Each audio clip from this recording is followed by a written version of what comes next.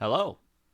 Welcome to TheoryCraft, the show where I tell you what to do and then you go, "Didn't I beat you on ladder 3 days ago?" To which I say, I don't care because he who holds the microphone holds the power, and I have a microphone right here, a very, very expensive microphone right in front of me, and I'm going to tell you how to play Warcraft whether you like it or not. All right? You guys ready? Can you hear me all right? Can you see me all right? Is it all good? How is it on your end? How is everybody? You guys been drinking enough water, getting enough sleep, eating enough, been eating oatmeal? Fiber is very important for you. You guys all right? Been having some technical issues the entire week, so we're going to slog on through, but do please inform me if there are any issues throughout the stream, and I'll try to fix them without my heart exploding. Okay, I'm going to try my best to do that for you guys because this show is important to me, and I hope it's becoming important to you. We're on episode 3. Weird flexing right off the bat, of course. Yeah. Okay, very cool. So, episode 3, the first episode was about SOC. We learned a lot about planning, which I'm going to continue talking about plans. When you hear me say the word plan or goals, if you're not sure what I'm talking about, I would encourage you to go back to that first episode, which is always going to be on YouTube. They're all going to be on the YouTube, Back to Warcraft, with a 2. Not the word 2, the letter, the number 2, the letter number. So go check it out. Planning, goals, I'm going to be talking about those. How to study replays, that's what we did last week when we did viewer replay review, which we're going to do every month, the second Thursday of every month. So if you're not sure, how am I getting this information out of the replays? Well, for one, I had Hitman literally tell me everything that I'm going to tell you today and send me hand-picked replays. But sometimes he doesn't do that for me, so you got to, parse some information out of replays, which we learned how to do last week. And then this week, we're going to take those things that we've learned, those concepts, and we're going to apply them to Orc, because today is the Orc day. And I'm very excited about today because I, of course, am an Orc player. I've played all the races, but I've mostly played Orc the entire time I've played Warcraft, so there's a lot of information to talk about. There's a lot to get through, and my head's exploding, and I hope I can do it justice and explain everything well, because there's a lot. There's a lot of information. A lot of information. Letter number, you got to remember it. You got to remember it. There's going to be a lot of information. So as I always say, get your notepads out. And I'm going to get my notepad out. All right? You guys ready for it? Ba-boom, boom. How's that look? How's that look? I got my notepad out. Okay. So today we're going to be talking about Cryptlord. Cryptlord wasn't always strong, but it recently got some buffs. You can summon 2 beetles. The Impale got buffed, so you can do damage in the air. It does a little bit more damage. Expansions got buffed for undead, so that also helps the Cryptlord. So it's become very strong. It's become very strong. What are its strengths? Can anybody tell me? What are the strengths of Cryptlord in today's meta? In the past, it wasn't very strong, but people still did it sometimes. What are some of the strengths of Cryptlord? What do you guys think? I got 3 main ones. There might be more. Mass summons early. Fast expo. Early unit advantage. Early expansion. Impale. Mass CC. Strength list is too long to type out one chat message. Sorry, says Cruncher. Fast expos because massive summons at the start. All right. All those are correct. All those correct. And I've broken it down into 3. There are, of course, always going to be more advantages, and there's also always going to be disadvantages, of course. We should remember this. Because when we're trying to learn and we're trying to do analysis, we can't just call something broken and it has no weak points. It, of course, has weak points, and those weak points we're going to learn how to exploit, and we're going to learn how to defeat it. Okay? But here are some of its strengths. Ba-boom. Okay, number 1. Lots of creeping power early. And, maybe not just necessarily early. Maybe throughout the whole game. But why does he have a lot of creeping power? Well, he's got summons.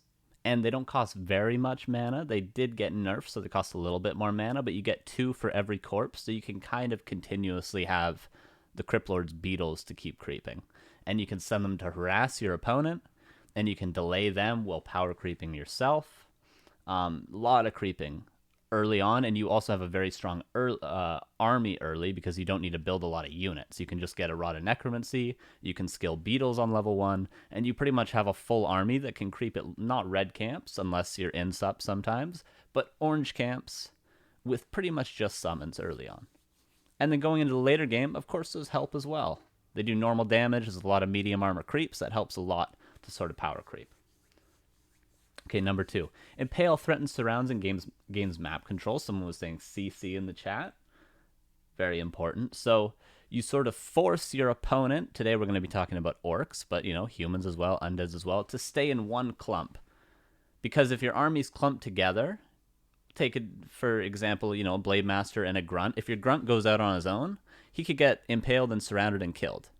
Whereas if your Blade Master is with the Grunt, you can block the surround, you can pop him out with Windwalk, you can do things, but it still gains you map control as the Cryptlord player via your opponent having to keep everything together and have to play safe with their units. Similar to when you're against the Keeper of the Grove, you have to scout the Keeper before you can do anything with your secondary units because you don't want to lose them to Entangle.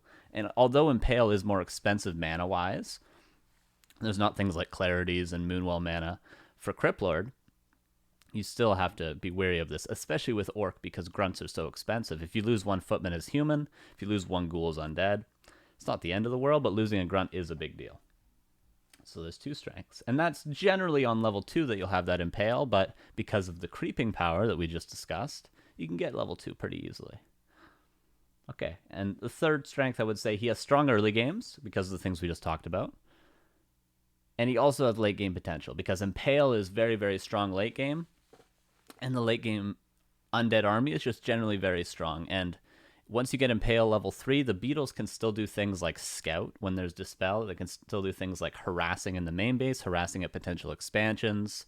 They can still help you creep. And then on top of that, the Impale is really strong. So Cryptlord not only is very good early, but he also scales into the late game, which is very important. A contrast would be, for instance, a hero that doesn't scale into the late game. Again, Keeper of the Grove. Once there's Dispel, Entangle, Force of Nature, both very bad against Dispel. You can pretty much only scout and kind of sometimes get a little bit of value out of Entangle. And then a hero that scales late game but not early would be Warden. Right? You need at least level 3, and your goal normally with Warden is to get like level 6. So that's a hero that's not very good early game, but scales into the late game extremely well. Cryptlord sort of has a balance of both. I would say it's stronger in the early game and sort of falls off more so in the late game than some other heroes, but he's still very strong in the late game. Does that make sense? And all these factors, and there of course are always going to be more, they combined to make early expansions very viable. Because you can creep early, you can have map control early, and what does an expansion do? Well, if you secure it, it sort of forces your opponent to either all in the expansion or counter expand themselves. If they counter expand themselves, well, then you're in a good position because you're going to the late game, and you're happy because Cryptlord scales well into the late game, right? So those are some of the strengths of the Cryptlord.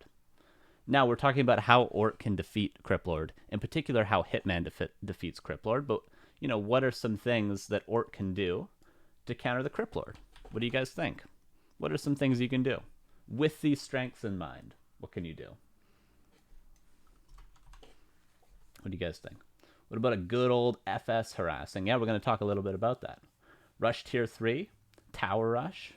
Pride SC1 says refuse to play the game.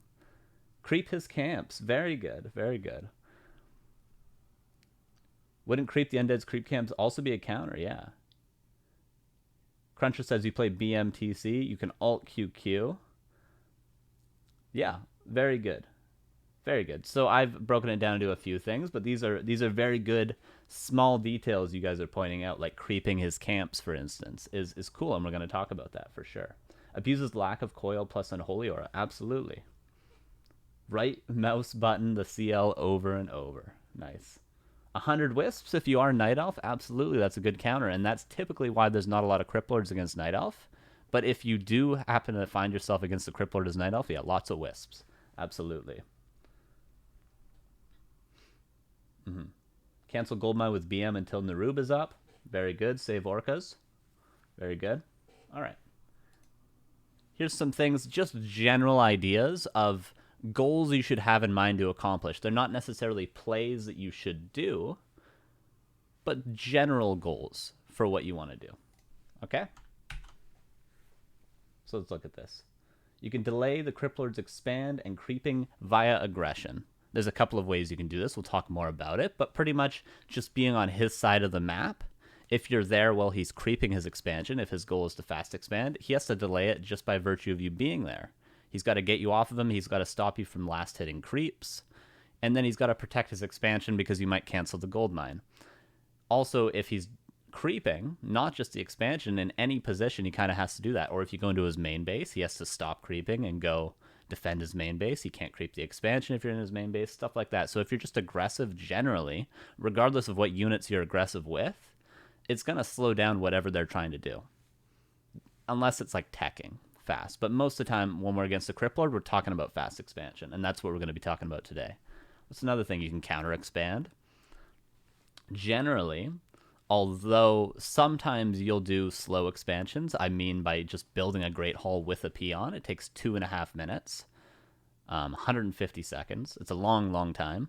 Generally, because it takes so long against Cryptlord, and he has the potential to cancel it with beetles just running across the map. If you send 4, 5 beetles across the map, they can just cancel your Great Hall when it's halfway done constructing pretty easily. So generally speaking, when we say counter expand in this matchup, we mean going tier 3, getting a tiny Great Hall that's uncancelable in 99% of situations, and then counter expanding on tier 3. That's what we're talking about. Okay? And because the Cryptlord scales late game, the third point is build a strong late game army with strong late game heroes. If you're an orc player, your heroes tend to be stronger later. If you can get like 4 3/3 heroes, you know, with like a Blade Master, a Shadowhunter, a Tauren Chieftain, that's generally going to be better than most things that Undead can do. And late game army, what are we talking about? You know, we're going to see some examples of that, but things like, you know, Taurens, things like Wind Riders, things like Kodo Beasts, very strong against Undead. But Orc is also very reactionary, so we have to react to what the Undead's doing. If the Undead's building a lot of Banshees, we don't want Taurens because they have possession. If they're building Necro Wagon, you know, we might not want, you know, too many Kodos or something. We might not want some Walkers mixed in, right? So getting a strong late game army, and that kind of goes hand in hand with counter expanding. So we're talking about tier 3 late game, getting high level heroes, and just brawling with the Undead, both on 2 base, both with big armies. And that takes some comfort. It takes, you know, the ability to micro big armies. It takes the ability to be able to creep efficiently and get into the late game and not just die to harass, which can be very difficult. And that's why the fourth point is minimizing the damage versus beetle harass. And how do you do this? Well, you need early dispel, of course, to deal with the beetles. You can leave Spirit Walkers at home. You need maybe spiked barricades are pretty good against beetles. So if you get a tower, the beetles can't just kill the tower, which is very common.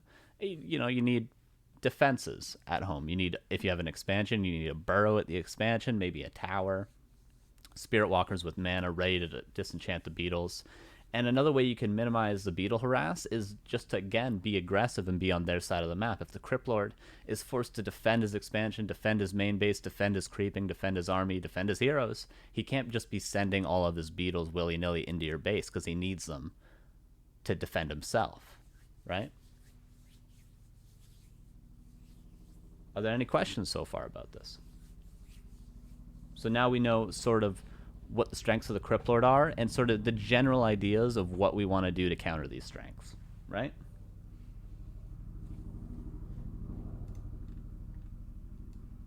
Okay, so here's 2 general ideas, 2 general strategies. So the first one would be Farseer 2 Barracks Headhunter all in, right? And that would certainly delay the expansion and the creeping, right? Because we go Farseer, we build 2 barracks, we're on tier 1, we all in them with lots of headhunters. That would certainly stop the expansion, or at least we hope so.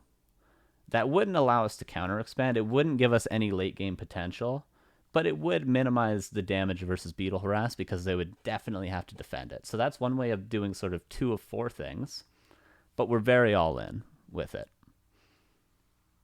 What about Farseer Firelord 1 Barracks Headhunter push? So you go tier 2, you get lots of headhunters, you get a fire lord on tier 2, and you push the expansion. These are both strategies that we see very commonly. We see a lot of Asian orcs doing it very commonly. Well, that certainly again delays the Cryptlord's expansion. It delays their creeping because they have to defend. You might have more potential to counter expand because you're going to tier 2, whereas the other strategy you're staying on tier 1. So it's not really much of a chance, and you're investing so much into army. So maybe more of a chance, and more of a chance for late game, but you don't necessarily have the strong heroes. And again, because you're pressuring them so much, you are minimizing the beetle harass. Right? Farseer Tinker Tower Rush, possibly, and I would say that's in the same vein as these two strategies. Right? Same vein as these two strategies. Any sort of all-in. But then my question to you would be, if you're planning these sort of all-ins, someone in the chat said Farseer Tinker Tower Rush, or 2 Barracks Headhunter all-in, Farseer Firelord all-in. What if you do this build, say for instance the 2 Barracks, so you build a Farseer and you build 2 Barracks, and you don't know what hero they're going yet, and then they go Death Knight. What happens? Well, this is what's called blind countering something. And in tournament, if you know your opponent very well, I would say blind countering is definitely a viable strategy. But if we're talking about ladder, because I hope to be able to help people, not just that are playing tournaments, but people that are trying to get better on ladder and losing the Cryptlord. If we're playing ladder, we can't just be blind countering people that we aren't aware of, that we don't know how they play, right? So we can't always just be doing full all-ins, because not everyone's going to be playing Cryptlord. We have a lot of people that are going to be playing Death Knight, and if we just blindly counter Cryptlord every game, we're going to lose a lot of games to Death Knight, because then we're stuck on tier 1 with 2 Barracks and a Farseer. And, I'm sure it's debatable whether Farseer or Blademaster is better against Death Knight, but I would argue Blademaster probably in the late game. Farseer really depends on getting an early tier 2 expansion. What do we know about tier 2 expansions? You can cancel them very easily. So Farseer not always the best option if you're not 100% sure they're going to go Cryptlord, right? So what's a more consistent strategy against both? Well, I've kind of already hinted, going Blademaster. How can we utilize the Blademaster? Because what the Farseer allows us to do is much more easily pressure the expansion and potentially cancel it. So here's some things we can do with a Blademaster to accomplish some of these goals. Let's check this out. So in order to pressure them, we can do a Blademaster and a Grunt Harass, and we can fast tech behind it and do a tiny Great Hall counter expand. So we're pressuring, but our goal is to not just end the game like with a Farseer Headhunter all in. Right? Our goal isn't to end the game. Our goal is just to slow them down as much as possible and pressure them. And what are we also doing by pressuring them? They're not allowed to just push beetles into our base over and over again because they have to defend with them. So we're allowing ourselves the economic edge in that we're not being harassed by beetles to get up to tier 3 early and get that tiny Great Hall counter expansion as early as we possibly can. Right? So it's non-committal harassment, but it still allows us to sort of get into this late game scenario. Early walkers to deal with the beetles, of course, that's necessary, that's essential. That's our most important unit in the matchup. Pretty much at every point to deal with the beetles, Spirit Link to continue the pressure, to deal with the Banshees later on, which are very common, to deal with potential Necro Wagon, which is also very common with Cryptlord.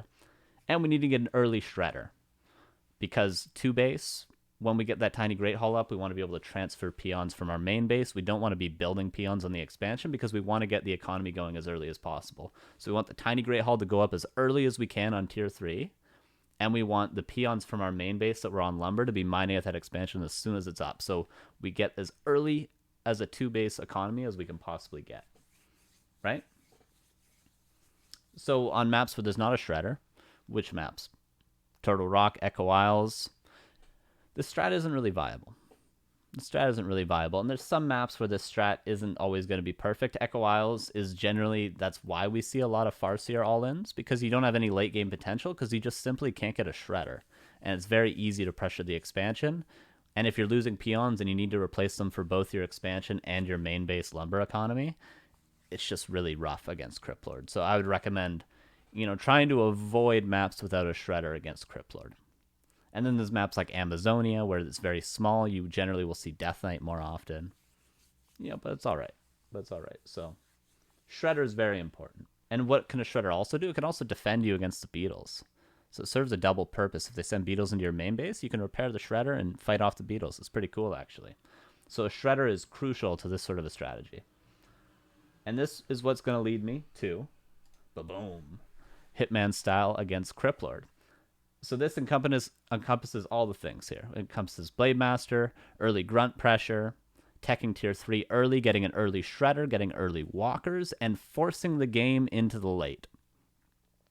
So this requires you to be very comfortable with going late game. It requires you to be very comfortable with your blade and grunt control, because you're never going to have a strong enough army to just kill them at their expansion with a blade and a single grunt.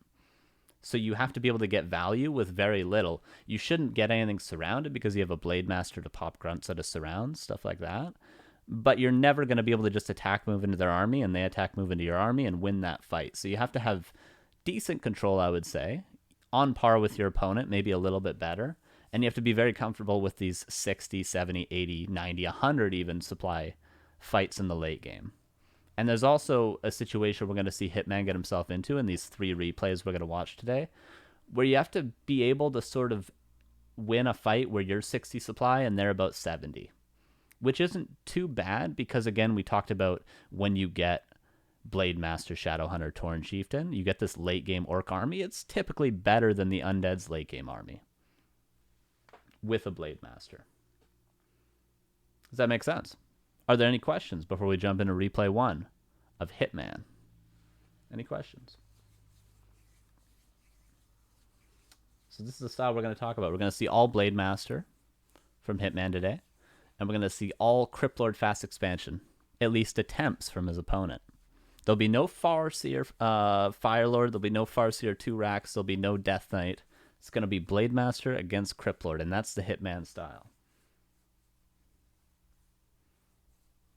Makes sense. Good. And I will say thanks to Hitman for this, because he literally, it took a while to find the replays that I'm going to show you.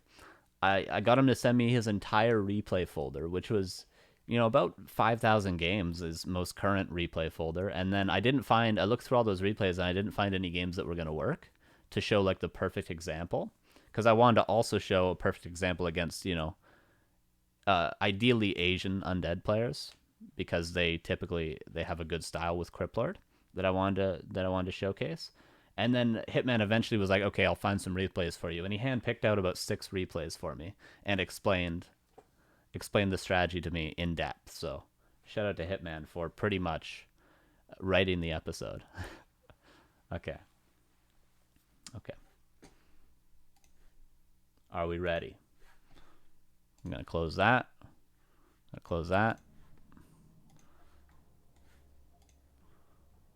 Okay, here we go. Into game number 1. Ba-boom, boom, boom. As you can see, I've made a little bit of adjustments from last episode. You will not see the timer anymore because someone didn't want to see it. So you're going to see the time, which I like, although you can see it at the top thanks to the beautiful War 3 booster overlay. I like to have it in the bottom too as well. Makes me feel comfortable, makes me feel at home, but you won't see when the replay is going to be over. So this is, Zoo, of course, is Hitman. And our undead opponent is going to be Michael. You may know him also as Lucifer. Korean undead, extremely, extremely good player. Can we get that folder? Okay. So this is going to be a very typical build we're going to see from our undead opponents today. Altar Crypt is going to be ghouls opening to get lots of ghouls, and again to help that creeping potential to get that Cryptlord online. Hitman going to go with a Blade Master. Of course, going to get that grunt, and we're going to see we need to get up to that tiny Great Hall, so we need to get that tier 2 tech going as quickly as possible, right? But we also are going to need a shop because we need to pressure our undead opponent, right? To delay the expansion as early as possible, or as much as possible, I should say. So we still need a shop, so generally we're going to see 1 burrow tech with a shop somewhere, maybe here or maybe here. There it is. And that's going to be as much as we're going to invest into tier 1.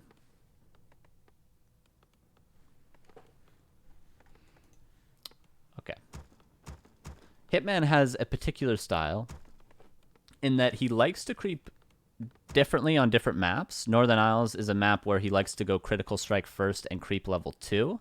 But you may find yourself getting more success with instant harassing against a Cryptlord, and that was the old school style. And there are some maps where that's viable on. But what Hitman generally does is he'll creep up to about level 2 first. Because we're going to see what Michael does here. He's just going to creep this. This would be uncreep jackable. If we were to come across the map straight away, we wouldn't be able to do anything about this creep camp. So we might as well trade camps.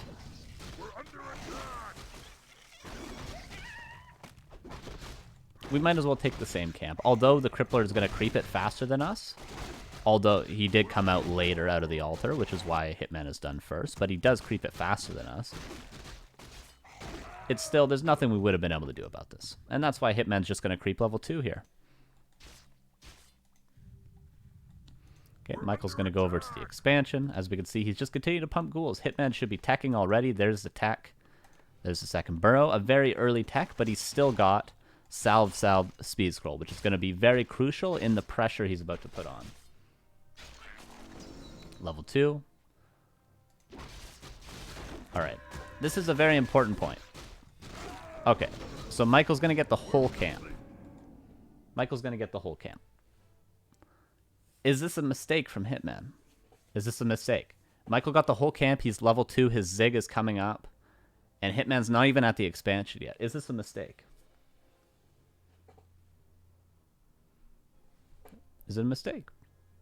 Well, not necessarily, because I think there's a common misconception, and this is where a lot of players get bogged down, and this is something that I really, really stress to go over with Hitman, is I asked him, is it important to cancel the gold mine?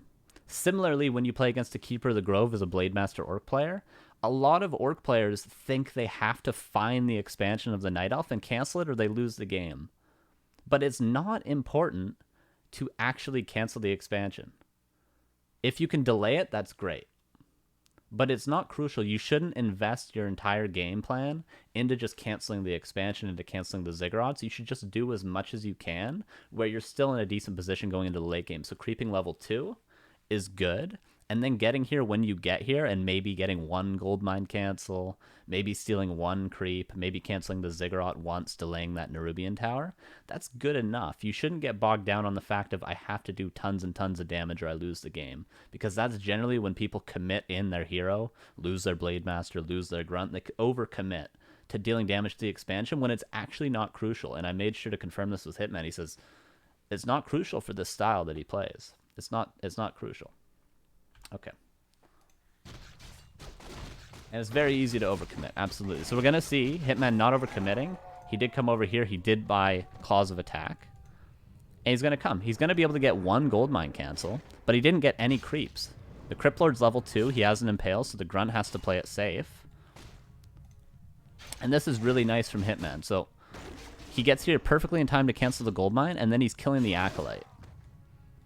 And he's already done more delay than he probably could have done even if he got here right away. He maybe could have stolen some creep camps, but he still delayed the expansion just as much. Because now the Acolyte has to march over, and we see how Hitman's positioning himself. He's positioning himself in such a way where if the Acolyte comes across, because you need an Acolyte to build the Haunted Gold Mine, he's going to catch it. He had his Grunt in position to block it. And the longer Hitman's able to stay here, the more he's able to delay this expansion through barely doing anything. Right? It's a very cool way of delaying the expansion. He doesn't try and steal any of the creeps. He allows the Cryptlord to get level 2.4. And then he just cancels the gold mine once and kills the Acolyte. It's so simple. And now Michael's forced to sort of even delay, even the time this takes this Acolyte to run here. That's another 20 seconds. What is that 20 seconds buying you? Well, you're getting up to tier 3 to get a counter expansion. So you're getting closer and closer to having even economy the entire game. You're still going to be maybe behind like a minute before you have your own expansion. But you're closing that gap. With every second, this Blade Master is able to delay this Acolyte from getting across. And it's such a simple way. You're not overcommitting. You know, if this Ziggurat was already up, Hitman would have just done something else. But, you know, if you're given the opportunity, this is a really good way to delay it. Just go for the Acolyte. Delay the Acolyte. Stay right here. Very cool.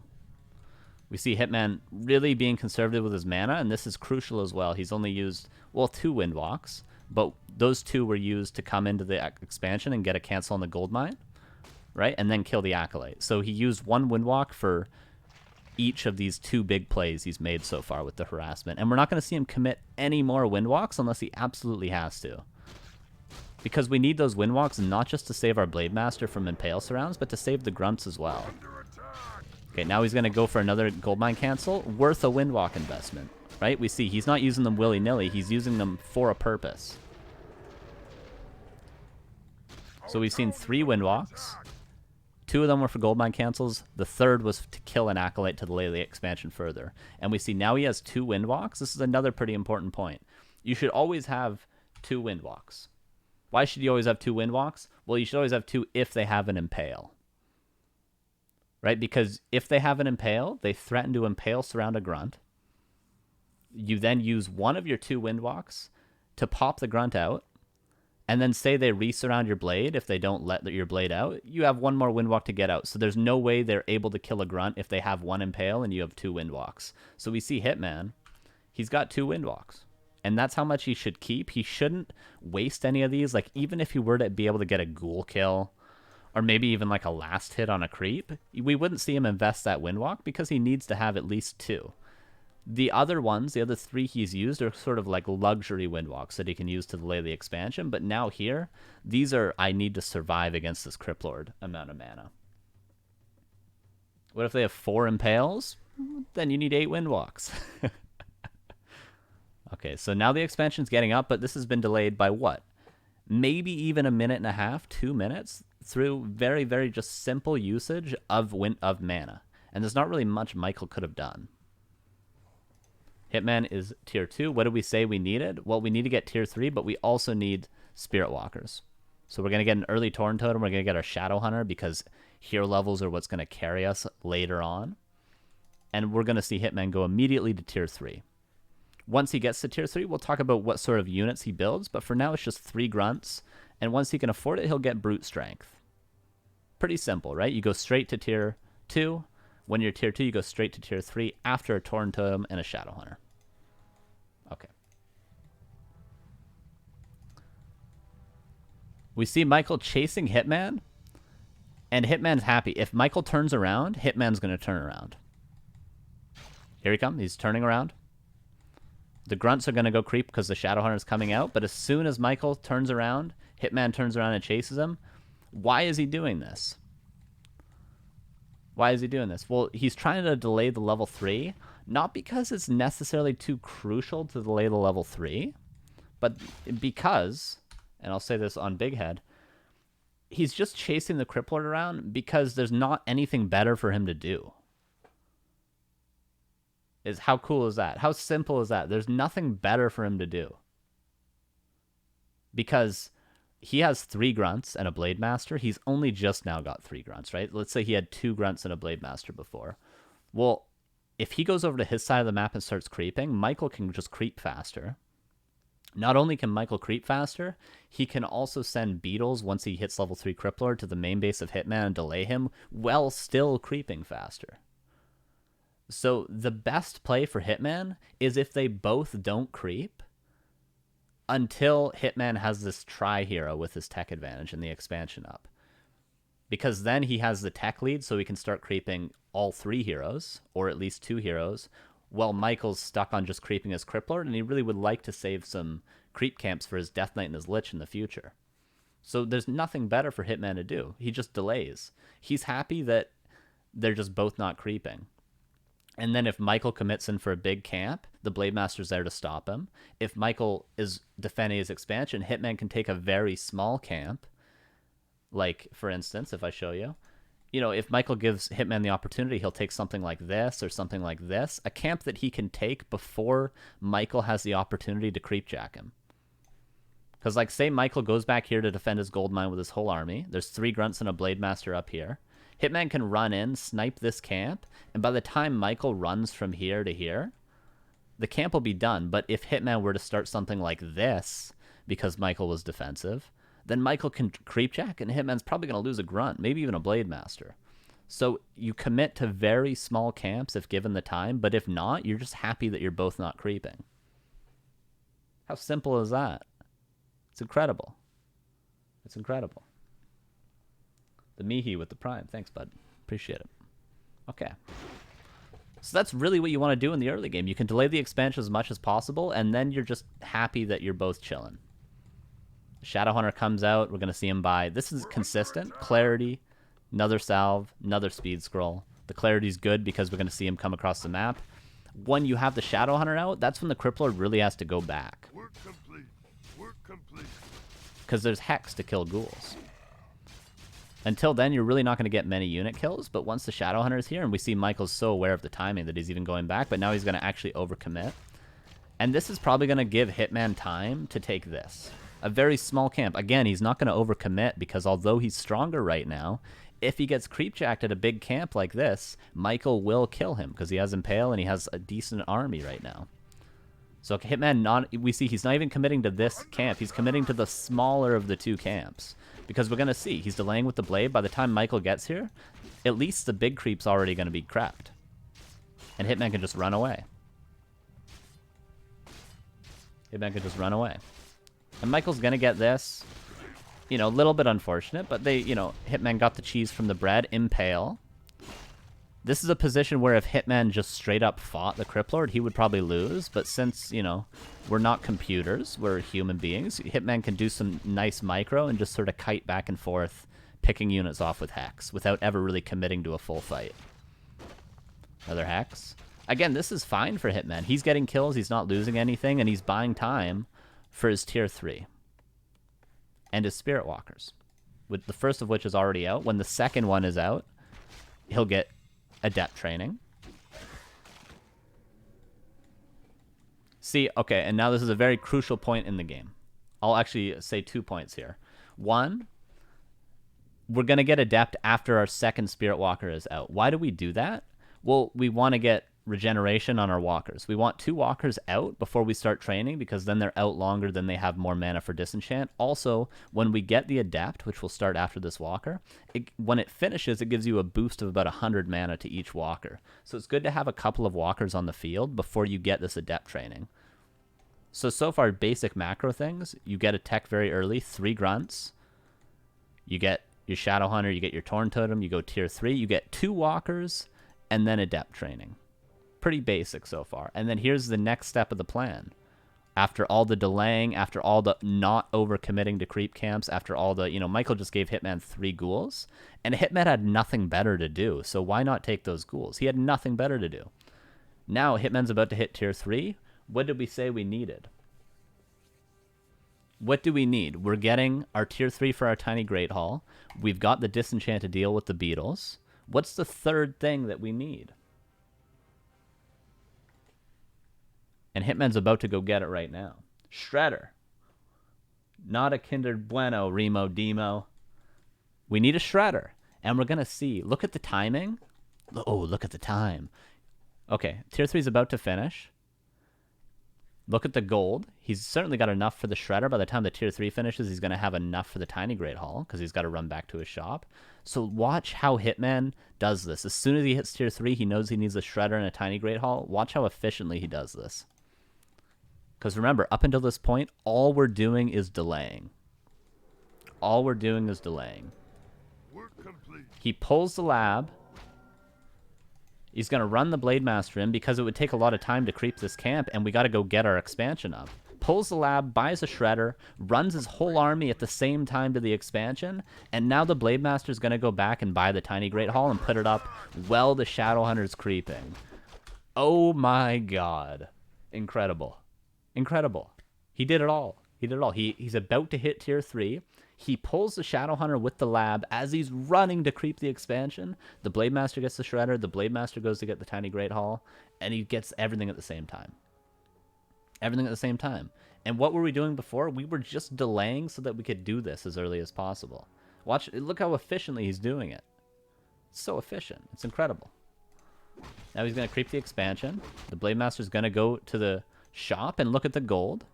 Another 28 seconds and he's gonna have the gold for the Tiny Great Hall. We're under attack. Incredible.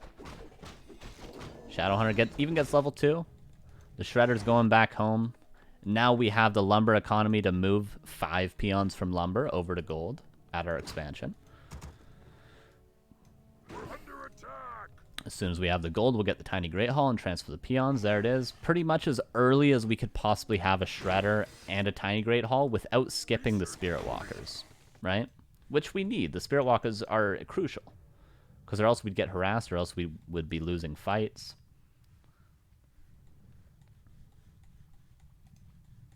And now we're chilling. The expansion's up. We can see how much Michael's mined. He's mined 1,500, so he's had this expansion up for just over 2 minutes. And our expansion's up. So we've closed that gap down to 2 minutes. And now we're just going to start power creeping, because remember, you know, Michael's on 1 hero. Where's his Death Knight at? His tier 2? Is his Death Knight out? I don't see it. I don't see a Death Knight. It's almost out of the altar.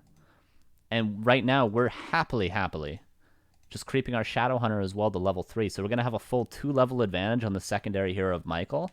And that's why, despite us creeping slower than the Cryptlord player, right, because they have summons and they, you know, they creep very fast and very snowbally, despite us creeping slower than the Cryptlord player, we're happy that we're even able to creep our secondary hero. So at this point in the game, once our expansion is up, we can just trade creeps because our Shadow Hunter's out.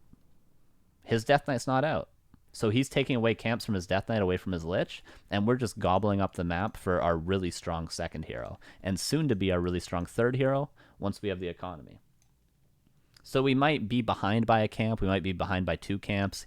Michael might be able to take this red camp here with just his Cryptlord, but we're fine with that because it's just a Cryptlord, and we're going to have level 3 Shadow Hunter.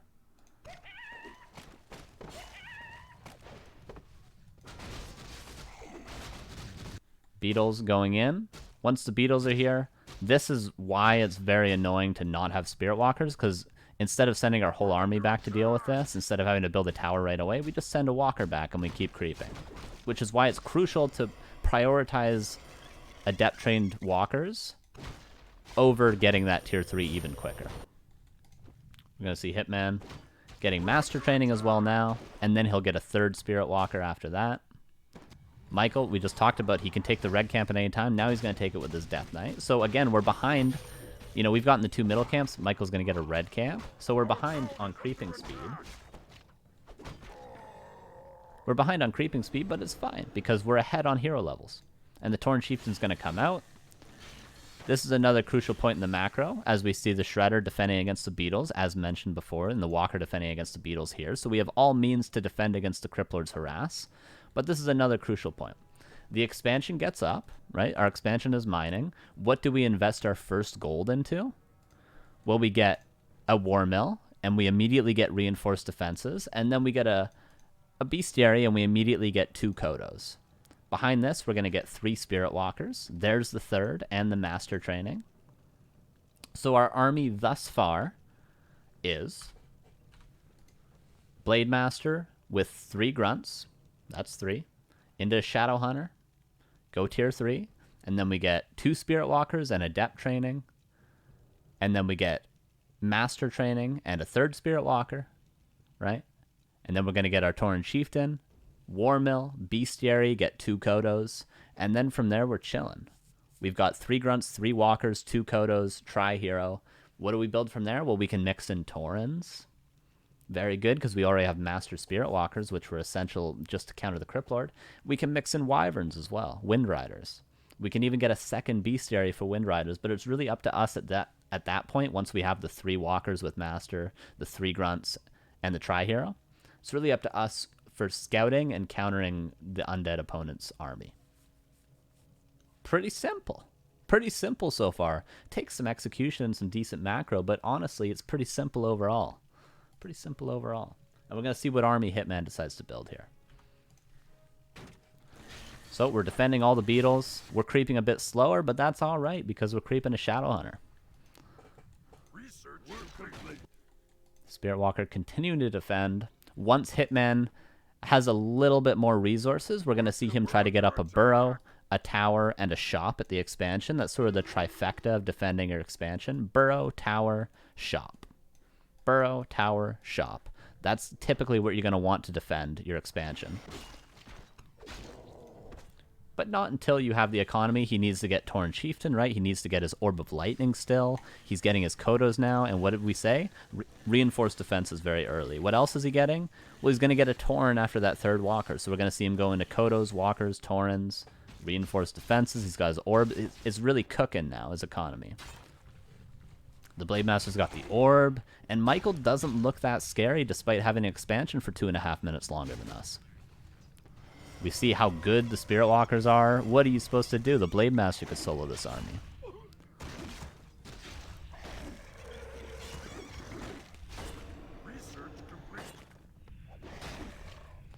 Why 3 Walkers versus 2? It's good if you're going to go into Taurens. And it's less easy. There's a situation as Michael... This is probably the first big mistake from Michael this game, rallying that statue in. You can see a situation when the Undead gets Cryptlord, Death Knight, Lich, where they can just nuke your Walkers immediately, and if you lose all your Walkers, you can't revive them anymore. Whereas if you lose 1 or 2 even, you can still revive them with the third Walker.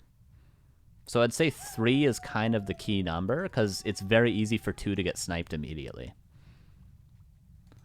Okay, what sort of army is Michael going to go into? Well, 2 Crypt with a Slaughterhouse for statues and Banshees is a very typical way to play Cryptlord. Fiend, Statue, Banshee, some Destroyers, some Abominations. Hitman has sort of crept his whole side, and he's really strong because he just killed 2 statues and forced Michael to Town Portal, so he could just keep taking creep camps. He's got a Town Portal even. And he's just going to destroy him there. He's just going to destroy him. He's got the strong army. His Expo, Hitman, it got up very cleanly. He's managed to creep his Shadowhunter up to level 3 before the Death Knight was level 3. Because he just did everything so cleanly. And we see he barely even delayed the expansion. He delayed it for maybe a minute. But he didn't overcommit. We're going to see Hitman lose a Walker to creeps. I don't think it's going to matter, though. Do you guys? Walker goes down, and Hitman doesn't even notice the Walker falls. So we're going to see. So Hitman essentially started this fight with 2 Walkers. Let's see what happens. Alright, the Shadowhunter is probably going to die. It does die. But see, there's a world in which, right, this Walker falls, and before this Walker can revive his friend, he's just going to die. And see, we see both Walkers die at the same time, whereas if there's a third one, he would just revive it. And this fight, all things considered, was pretty awful by Hitman, right? It was pretty awful, but it didn't really matter. He lost 3 Walkers. He lost his Shadowhunter. He kind of got destroyed in this fight because he made some mistakes. But he's still winning the fight. Why is he winning the fight? Because Orc has the stronger heroes and they have the stronger army if you're able to macro into that. The ghouls at the same time were harassing. Very nicely done from Michael. But we still, even with such a beautiful fight and such a beautiful split play by Michael, he still can't really win the game.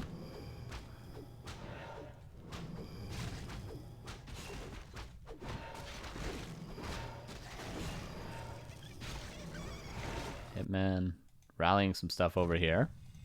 Speed scroll, stomp. Not really the best focus, but the crit. Okay, I didn't remember that part of the replay. And GG's called. All right, let's go here. So we saw Hitman make a bunch of mistakes at the end. He made a bunch of mistakes, and which is great, which I'm happy. Because that means we don't have to micro perfectly, and this still works, right? Was there anything overly difficult in this game? Was there anything that he did that was crazy? He macroed very cleanly. When he got tier 3, he got that Shredder very quickly in that tiny Great Hall. But really, we just macroed into an army that was strong, delayed the expansion with some very, very basic stuff, and then we just took a fight that was, we microed horribly, and we still won. It was very simple. It was very simple. So there's replay 1, and that's Hitman beating Michael on Northern Isles. Now we're going to watch one more game on Northern Isles, and then we finally have a different map at long last. We have a different map other than Northern Isles.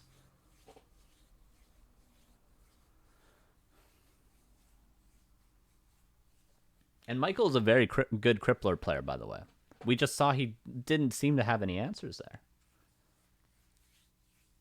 There was just a very nicely timed expansion by Hitman. And just a very strong army very early on. Okay, one more replay on Northern Isles. Are you guys ready? Are you guys ready? Because I'm ready. All right. Replay 2 is Zoo here. Is Hitman. Is our pink orc player. And then we got Starbuck, the only European player from today, but a very strong European player. He's actually plays all 4 races, I believe. His main race is undead, but the cool thing about random players is that they kind of know what annoys them with every other race, so they're good at playing these sort of, I won't call them abusive, but strats that are more harass heavy, like the Cryptlord. Right, so we're going to see again the same opening. Crypt, Altar, we're going to see a Cryptlord, we're going to see Ghouls, and we're going to see Hitman do the same thing pretty much. We'll see how's it going to work out this time. They're going to talk about Lana Del Rey. Very nice. As Starbuck actually says very nice at the same time. Work complete. Work complete. Infi is top 10 undead player right now. I would say Infi is even top 5 undead player right now. Okay, Blade Master from Hitman. Starbuck going to go with the Cryptlordio. Or my name is not Carson. Starbuck's going to say a no bad word. But that's alright. He didn't know this game would be on stream. And it's not even that bad of a word. I said it. Work complete. It's just a poo-poo word. Alright, Grunt coming out. Shop, again going up. What does the shop mean? Well, around this timing, it means that we're going to creep before we go over and harass. And why do we creep before we go over and harass? Because it's not a big deal that we overcommit to stopping the expansion.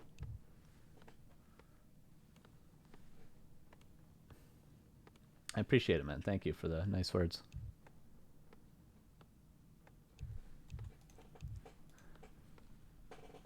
Typing away. Hitman's probably furious about how much he has to type during this game. Not a player who likes to chat. Okay, Critical Strike again first, and I would say this is a Northern Isles exclusive, the Critical Strike first, but, you know, it's the same exact on every map, just little itsy-bitsy different creep routes on some maps, right? Which you can work out for yourself, you know? But sometimes you only creep one camp. Sometimes you'll creep to level 2. Sometimes you'll creep nothing at all, depending on the map. But on this map, Critical Strike first, creep level 2. Little adjustment Starbuck's doing from Michael. He's not creeping the green camp first. He's going straight to the expansion. Is it a big deal? Well, last game, Hitman was able to get 2 goldmine cancels. Maybe he's going to get none this game. Maybe he's going to get none. He is certainly going to get level 2, though.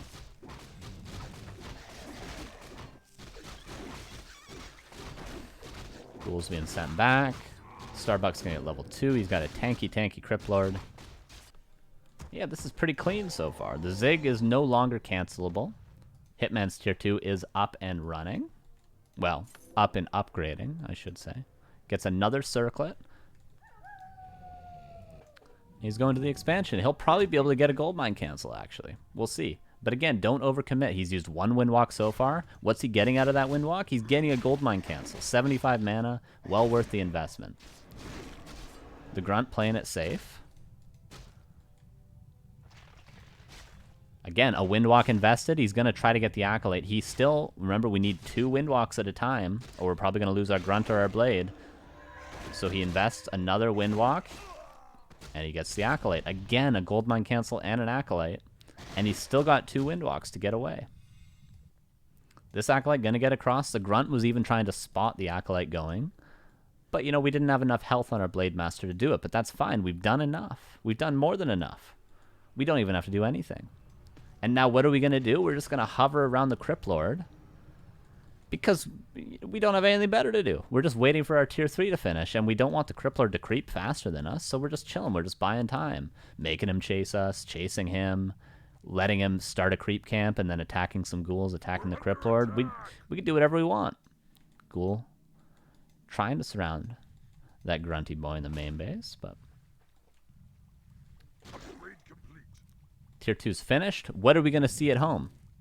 Now that tier 2's finished. What are we going to see? What are we going to see at home? The tier 2 finishes. What are our priorities? What do we build first? What do we build at the same time as that first thing? And then what do we do third? There's 3 things we should do. Now that our tier 2's finished. What do you guys think? What do you guys think? Well, we remember we need Spirit Walkers. Right? We need our Shadow Hunter early, so we're going to get those 2 things, and then we're going to go immediately to tier 3. No War Mill, no Bestiary, no screwing around.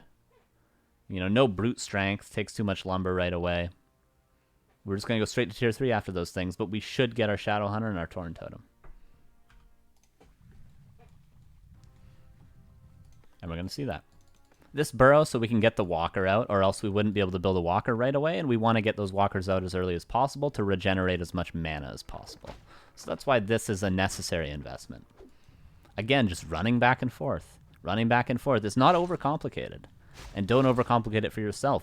He's just doing this because he's got nothing better to do. Tier 3, as soon as the economy allows it. And this is what this strategy requires. Hitman has very good macro, despite not hotkeying his buildings. And he takes advantage of it. His timings are very, very clean, and that's all it takes. It doesn't take the best micro in the world. Again, just getting little bits of value, 12 experience, why not? The Cryptlord's not creeping. You're waiting for your tier 3, just be happy. Shadowhunter comes out, what items are we going to buy? Well, he didn't buy the Clarity. He should buy Clarity. I think that was a mistake by Hitman to buy Double Salve, because it's a lot of gold to invest. I think he accidentally double pressed it. Unfortunately, getting his blades surrounded, that is objectively a mistake, because you don't want to use mana willy-nilly, but he's got almost a 3rd Windwalk even now, so he's got plenty to go around. Again, just waiting for Starbuck to commit into a camp before he goes for a Creepjack. This isn't a fight, again, that he can necessarily win, Hitman, but he can trade, and he can kill 1 ghoul and speed scroll away. You know, he's just buying time. He's just buying time. He's happy to do so.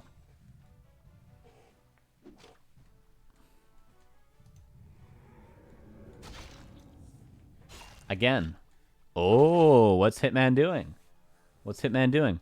He scouts that Starbuck is going into his main base. We said this last game with Michael. If Michael goes to defend his expansion and just AFKs by his gold mine and we know he's there, we can take a small camp. We can take this camp or this camp in the case of last game. Now Hitman sees Starbuck just chilling in his main base, not doing anything.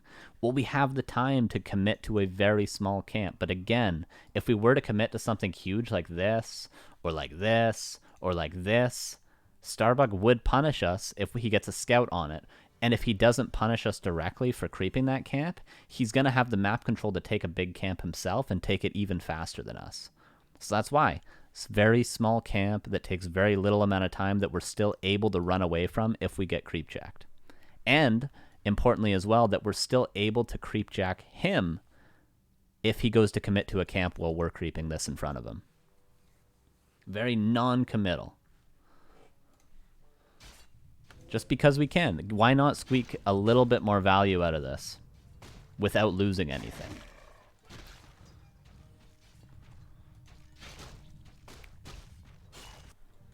First walker out, second walker, remember, and then what are we going to do? We're going to get adept training after that second walker. Again, we have Hex. Getting some more value because we don't have anything better to do. Again, another small camp that we could maybe eke out. He pulls it to be even safer. And, you know, if he can get this level 1 creep, that's good. If he can get another level 1 creep, that's good as well. The ghouls, this is a pretty nice play from Starbuck. Just gaining a little bit of value, you know, sneakily, because Hitman maybe assumed that Starbuck hadn't crept it yet if he didn't check the items of the Cryptlord early. So this is a camp that Starbuck was able to get and even forced another Windwalk. So a couple of nice plays from Starbuck. But in the meantime, the Shadowhunter got this whole camp for free.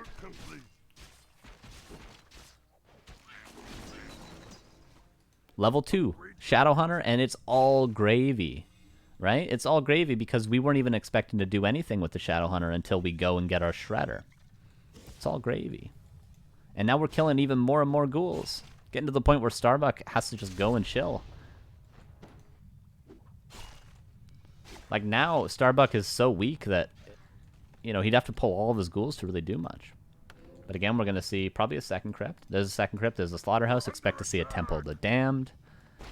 Hitman's going to take this because, you know, Starbuck just lost a few ghouls. He's very weak, and we got a little bit of time. And why can we take this big camp now as well? Because we've hit tier 3 and we're about to get our shredder and put down our expansion. So we're about to allow Starbuck to creep anyway. So it's not a big deal that we steal one camp away from him and allow Starbuck to potentially take a bigger camp, because we have to leave him soon anyway. We have to get out of here. We got to go. We're going to get our shredder. Again, immediately getting the shredder and immediately going down to the expansion and immediately getting the tiny great hall. And in the meantime, the Cryptlord is going to start power creeping. He's going to get his Death Knight. He's going to start getting the Fiends. Going to start getting the statues. And we're just getting our expansion up. Blade Master going back to get the tiny great hall. War Mill coming up because Hitman crept this camp before going to get his tiny great hall. He had a little bit more gold. So why not get the War Mill a bit earlier? Because we can see how much gold extra he had because he delayed the expansion a little bit. But he got something out of it. He got a creep camp. Level 3, Shadow Hunter, very nice. Hitman's going to put down the tiny great hall, and now we're just chilling. We're just trying to get as many creep camps as we can while waiting for the expansion to start kicking in. Starbuck losing a couple of ghouls, but he's getting a lot of creeping done. Death Knight coming across. Hitman going to pull the big camp. The expansion's cooking.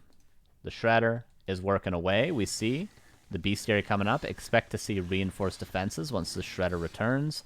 Master training, third spirit walker after master training. Same stuff all over again, right? Same stuff again and again and again.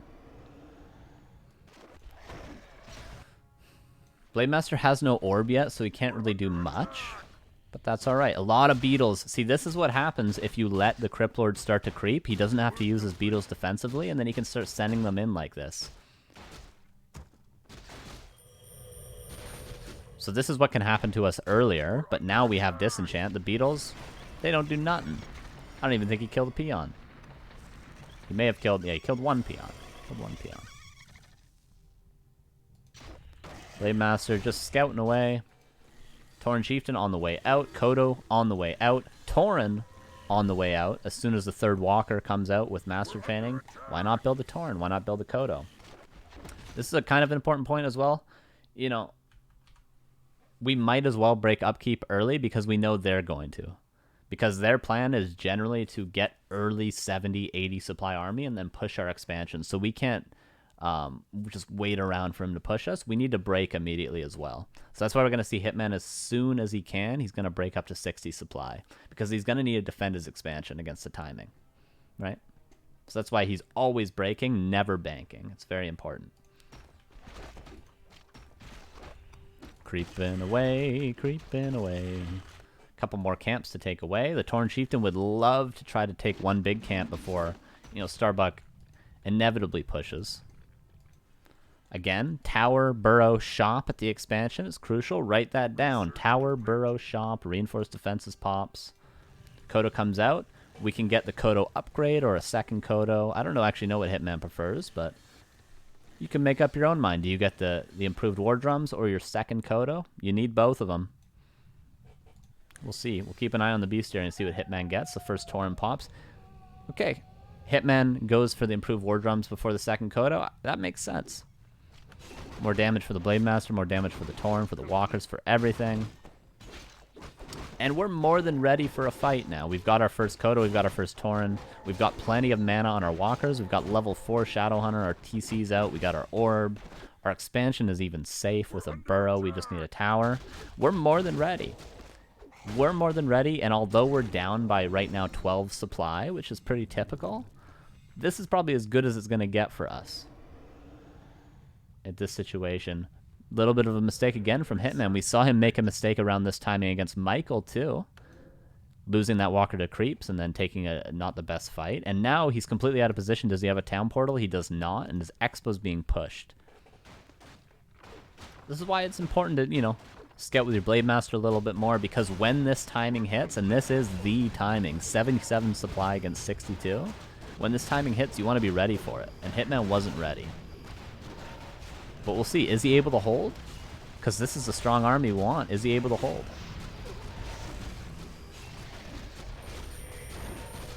Shadowhunter, decent amount of money, or mana. Not the best, though. Kodo hasn't eaten yet. Walkers are living, at least, and they're going to be able to revive this Tauren over and over again. No more stomps.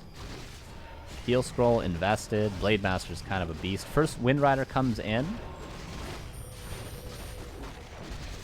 Going to be able to deal with the Destroyers. There's a decent amount of Impales, but maybe Starbuck's overcommitted. We'll see how many units he can get at the tail end. We can see Starbuck is still 79 supply against 61, right? So that's why I said before we went into these replays, there's going to be situations where you have to hold down by 20 supply. But you have the stronger heroes, you have the Orc army, you have the Master of Spirit Walkers that can revive the Taurens. Taurens are extremely good against Fiends. You have the tools to defend this timing. You have them. But it will require, you know, decent micro to hold these sort of pushes.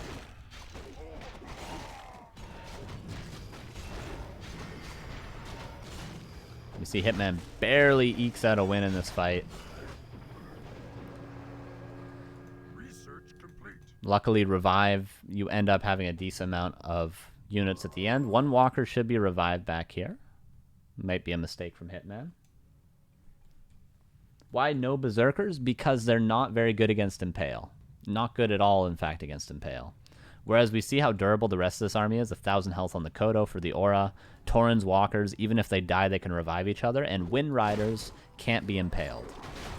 So a very durable army from Hitman, and if there's 4 or 5 Impales, which is realistic, when they buy double Mana Pot on the Cryptlord, you can't get enough heal scrolls to deal with all those Impales for your Headhunters or for your Berserkers.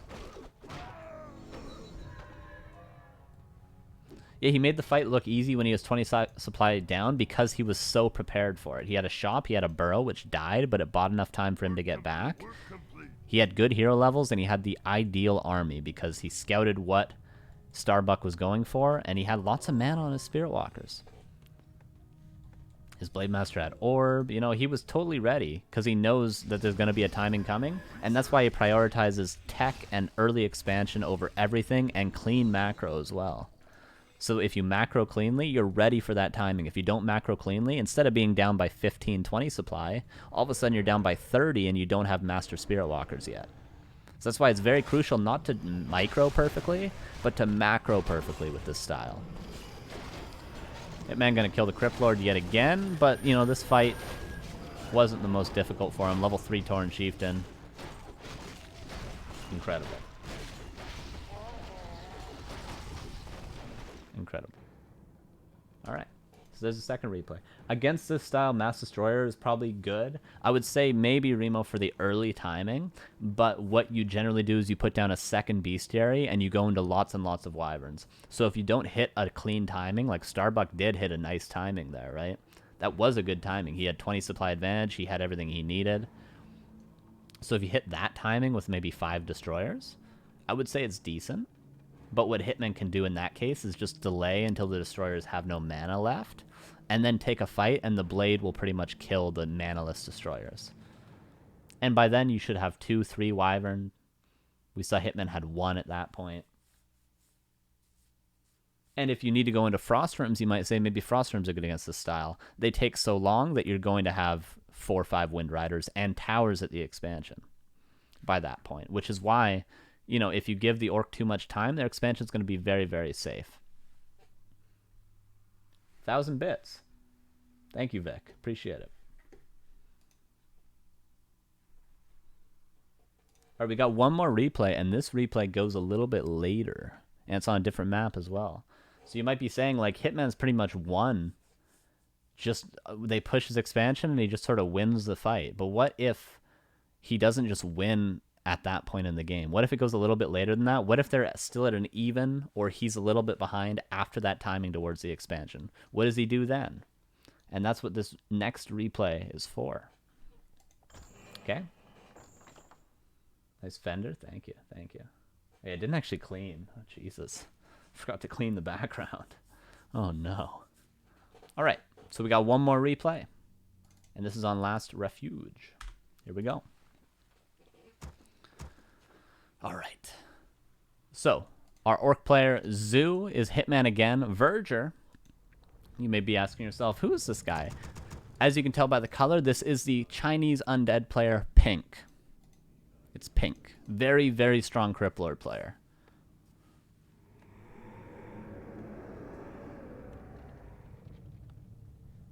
Very strong Cryptlord player. So this is Pink. And we're going to see this is a game that's going to go past that sort of 12, 13 minute mark. And we're going to ask ourselves, what's Hitman going to do if he doesn't just win when they push his expansion and lose every unit? What's he going to do? Well, we've of course already established that Orc is stronger the later you go into the game because their heroes are better. Torn Chieftain once it hits level 3, Shadowhunter when it hits level 5. We know what Blade Master can do on high levels with good items. So if the later it goes, the better Orc becomes. So we know it's good for the Orc, but how exactly do you sort of transition into a strong late game? Work complete.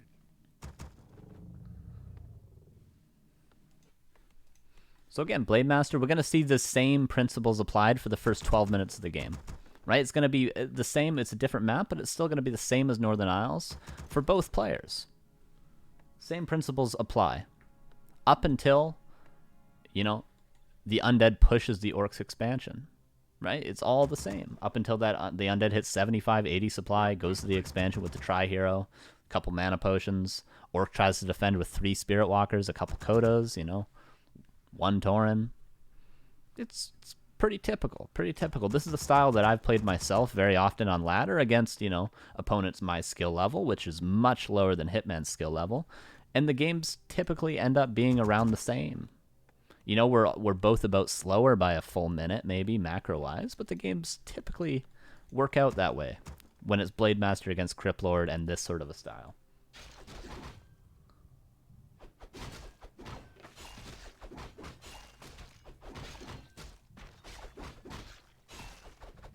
All right, Blade gonna creep. We said, you know, creep routes sometimes differ. And he's just gonna take the item this game. Gets cause of attack, of course, because it's Hitman.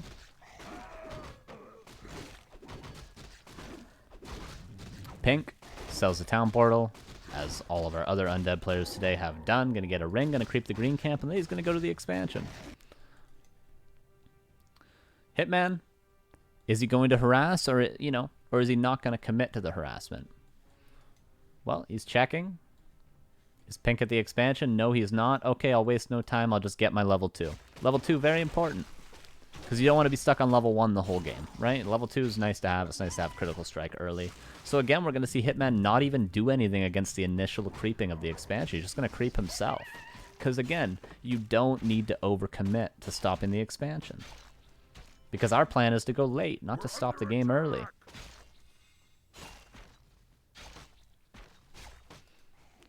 Circlet, Claws, Pink is going to be level 2 with a free expansion. Well, maybe not free, but the creep itself. Double ring. Hey, man. 34% reduction. Can't complain with that, can you? Ghouls on the way. Tier 2 on the way. Same build as before. The Grunt goes in. A mistake from Hitman, but he wasn't sure if he was Cryptlord expanding because you can't always know. Is this Grunt going to make it out alive? That was pretty nice from Hitman. Oh, he's even going to get the salve. He even kills a ghoul. He brings the Grunt to the vision. This isn't stuff that you can always count on being able to do. He's going to get 2 ghouls even. You know, losing that Grunt would have definitely been a mistake, but Hitman instead turns it into an advantage. Which is, you know, something you can't do every game, but what does Pink exchange it for? Well, his expansion has been pretty safe this whole time and might not be cancelable at this point, which is what Pink exchanged those 2 ghouls for. So there's give and take. It seems like Hitman got the best of that exchange, but he didn't cancel the gold mine. Does he care? No, Hitman doesn't care. He doesn't care because he doesn't need to, and he knows that. He doesn't need to. All he needs to do is just delay this Cryptlord and buy time for his own tier 3. So he's happy this is happening. So now we're in a situation where Hitman has done 0 damage to the expansion. He has killed 2 ghouls, but he's done 0 damage. Tier 2 finished. What do we do? I'll go back in 5 seconds. I'll go back to the main base, and you guys better have in your head what he's going to do. As we see him, why not try and delay the Acolytes? If you can get a kill, that's good. It's less mining. Torn Totem, 3rd Burrow, Shadowhunter. We're going to see the tier 3 in about 8 seconds. Blade Master losing a bit more mana, but he's still got 2 Windwalks, right? Always has 2 Windwalks.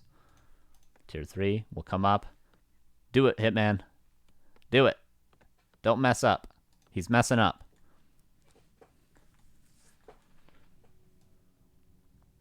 He's messing up. Tech, Hitman. And this will happen.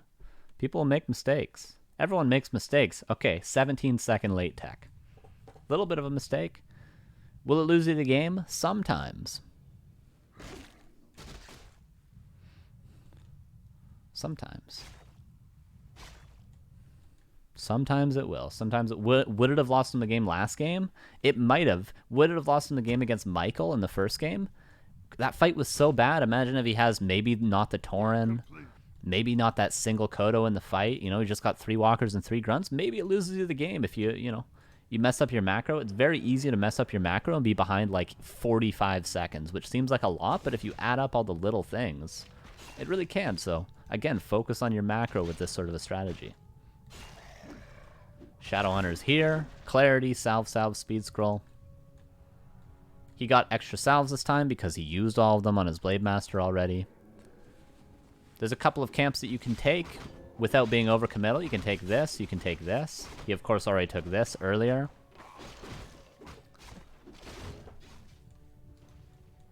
But Pink is just he's gonna use the time that Hitman wasn't scouting him. See, Hitman thought that Pink was just chilling by the expansion, which is why he felt the need to take this camp and felt he could.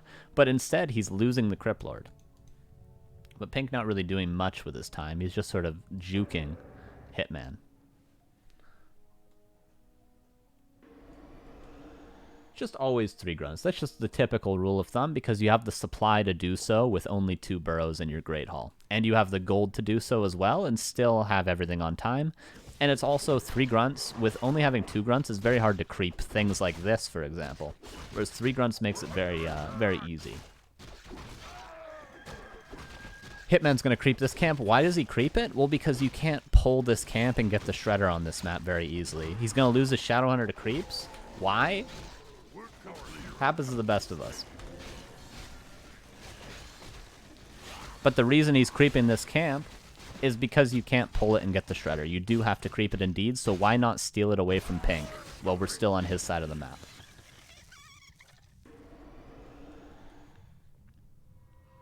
That's why he does that, which is what I pointed out earlier. There's some maps where there's different little details, but you know, if you can pull the lab and get the Shredder earlier, that will allow you to creep your expansion earlier and get your tiny Great Hall earlier. So if you can get the Shredder earlier than just creeping the whole camp, you should, take advantage of that.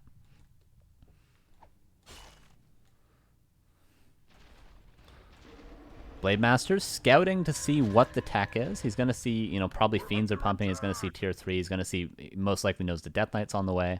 Doesn't get much more information than that.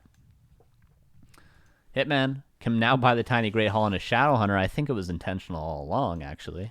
The Blade Master can scout. The Shadowhunter gets the tiny Great Hall. He's got the Shredder at home. The peons are being pulled. It's all the same. He just lost the Shadowhunter once. Just a little mistake. We're under attack. Just a little mistake.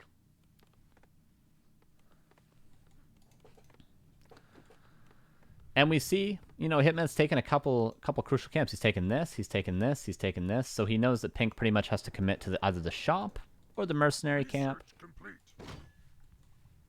to really get much done. So if Hitman would love to be able to take this camp away from Pink right now, because that would mean that Pink has to commit to a red camp if he wants to creep much.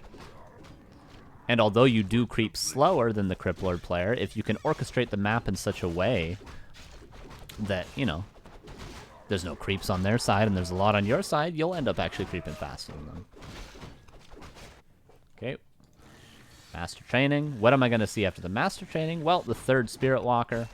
What am I going to see when this finishes? Reinforced Defenses. What am I going to see when this finishes? The 1st Kodo. What should I see at the expansion? Burrow, Shop, Tower.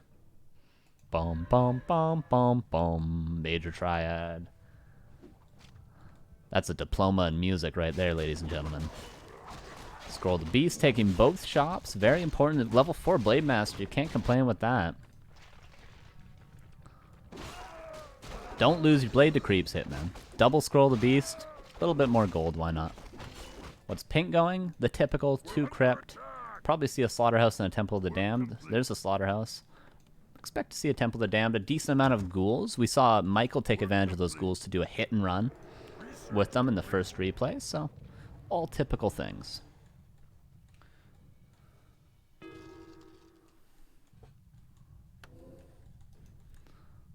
Torn Chieftain comes out when you can afford it. Typically after the Bestiary, after the War Mill, after the expansion. Orb of Lightning, not yet actually purchased.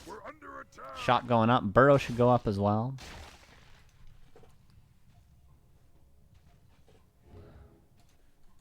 There's the Temple of the Damned. And again, all the same. All the same all around. All the same all around. It's a different map. It's a new day, it's a new dawn, but it's the same strategy from Hitman. Same army comp. What do we see? We see 3 Grunts, 3 Walkers, 1 Kodo, 1 Tauren, into a second Kodo, into Wind Riders. It's all the same stuff. The timing for Pink much earlier. Still up by about 6 supply. Hitman has no orb yet, and lots of... Look at all the ghouls! Look at all the ghouls! Pink very nicely. This is something that the last 2 players we saw didn't do enough. Didn't prioritize going for the peons, but actually doesn't think that he can get the peons. Scroll the Beast is used. The shop is going to go up, which is going to help Hitman tremendously, but it looks as though Hitman is barely going to scrape by in this fight, but it's still, yeah, this is a rough fight.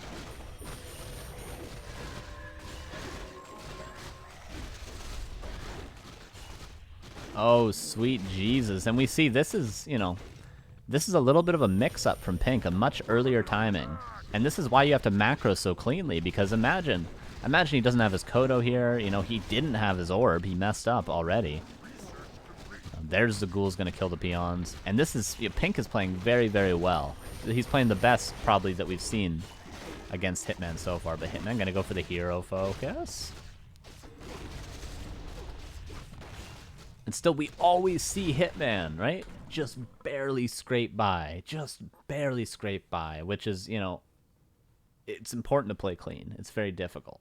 I'm not saying this is an easy style, guys. It's a simple style. It's very simple, but it's not easy. There's a big distinction between simple and easy. And yeah, he barely scrapes by, yet again. Yet again, again and again and again. But he's not without losses. All the peons fell except for 1. He's only got 1 walker left, and that 1 walker only has 1 revive. It says PCG 123. Hitman told me this was Pink, so blame him if I'm wrong.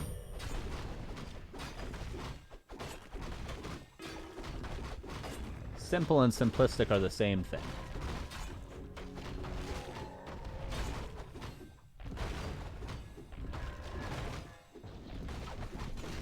Level 2 Torn Chieftain. Of course, really good items. But Hitman, you know, he's down by 10 supplies still. He was at the start of that fight, and he continues to be so. Double potion of mana on the Cryptlordio. And now we're sort of in a position where maybe our expansion gets broken, but our hero levels are getting up there, right? Which is what we need. We don't need the strongest army, we need the stronger heroes.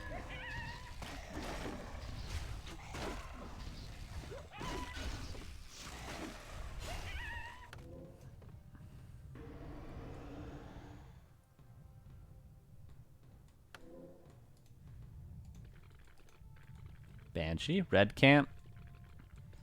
Pink was waiting for his orb and his lich. But now he's going to take a red camp. 70 supply against 57. Can Hitman win the fight? Maybe. He probably just barely scraped by yet again. And now we're sort of getting into the wacky phase. This is the same position where Hitman killed the Cryptlord in the last 2 replays. Same position, same timing. He always kills the Cryptlord somehow. He forces a town portal out, finds where they're creeping afterwards, right? And then creepjacks them and just kills the Cryptlord because he knows they're not going to rebuy TP. Because they're trying to invest into lots of army.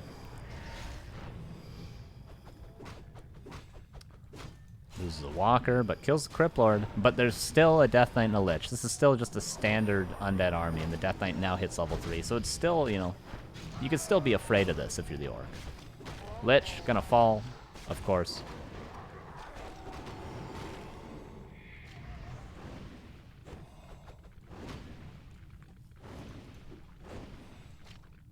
Now, Hitman is ahead. He's held the timing at his expansion, and he got that Creepjack again which, you know, if we remember back to the last two games, I'll just point it out again. That Creepjack that was at the red camp at that timing won Hitman the last two games against Starbuck and Michael. But against Pink, Pink's still in the running. He's at, let's see, 67 supply. He just spent a bunch of gold. He had about 1,300 up until a moment ago, so he still got the capacity to go up to 80 supplies. So Pink's not out of the game. So now we're in a situation where Hitman's ahead, but he still has to close it out. That wasn't a winning Creepjack. He's still got to close it out. So let's see how he does that. Well, certainly we want level 3 Tauren Chieftain. That's very good going into the later stages of the game. In fact, that's one of the things that makes Orcs stronger in the late game. So I would prioritize that to start. Right, start getting some heal scrolls. We see spiked barricades in case of a beetle run by. Would love to see a burrow here as well. But I think Hitman might even build more than a burrow at his expansion. We'll wait and see. Next red camp going to pink because it's a really good idea to do so. You can get the best item from the last one. You got Unholy Aura. In fact, that's the worst item from the last one. And we can start to see this late game army for Hitman coming to fruition, right? 2 Taurens, 2 Kodos. He's got 3 Spirit Walkers. And now we're probably going to see Wind Riders. We see him even getting Envenom Spears. Probably get some attack upgrades. It will just be past this point. Maybe a 3rd Tauren, but mostly just pure Wind Riders past this point. Simple, right? Simple. Pure Wind Riders. Pink gets the whole red camp, Captain America, and gets out of there. Smartly done. Couple of creeps left on the map. This one. This one. We're under attack. Hitman's going to steal away. Again, level 3 Tauren Chieftain is something we would love to get in this stage of the game.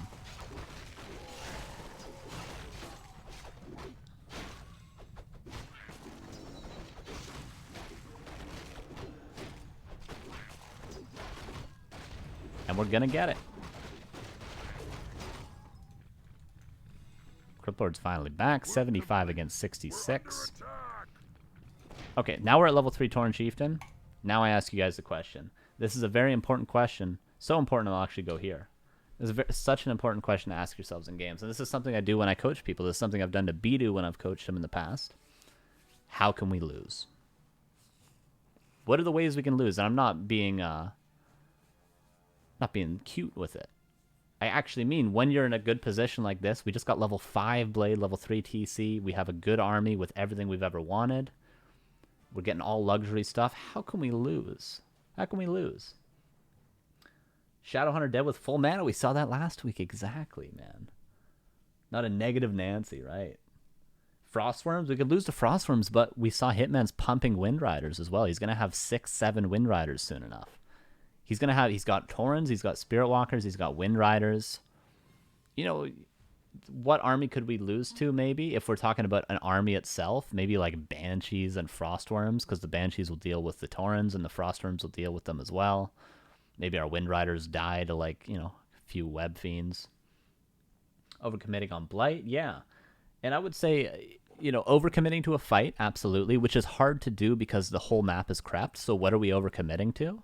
Not really much of anything. We know that our expansion has more gold than our opponent's expansion, right? By about 2,000, maybe 1,500. So we know when his natural expansion runs out and his main base, we're still going to be mining. So we're in a position that we don't actually have to attack his expansion because we'll have ours longer. So how can we lose? If they get a 3rd base up, which we should scout for. If we get lamed out, like say they attack into our main base and then bring a bunch of beetles into our expansion and kill us, stuff like hit and run plays is what we can lose to, and allowing them to hit and run and get up another expansion behind it. Because we can't lose in a straight up fight. If all the creeps are gone on the map, there's no more value to be gained other than getting another base or killing one of our bases. We can't really lose in a fight. So we just have to take a nice fight somewhere and not get lamed out by the Cryptlord. Right? Let's see how Hitman does that. But this is very important. When we're ahead and when we're a little bit confused in the later stages of the game, ask ourselves, how can we lose? How can we lose? Well, we could, you know, commit into this expansion maybe that we don't need to, because look, 3,200, 33 I should say, to 6K, we have 3,000 almost more gold in our natural expansion.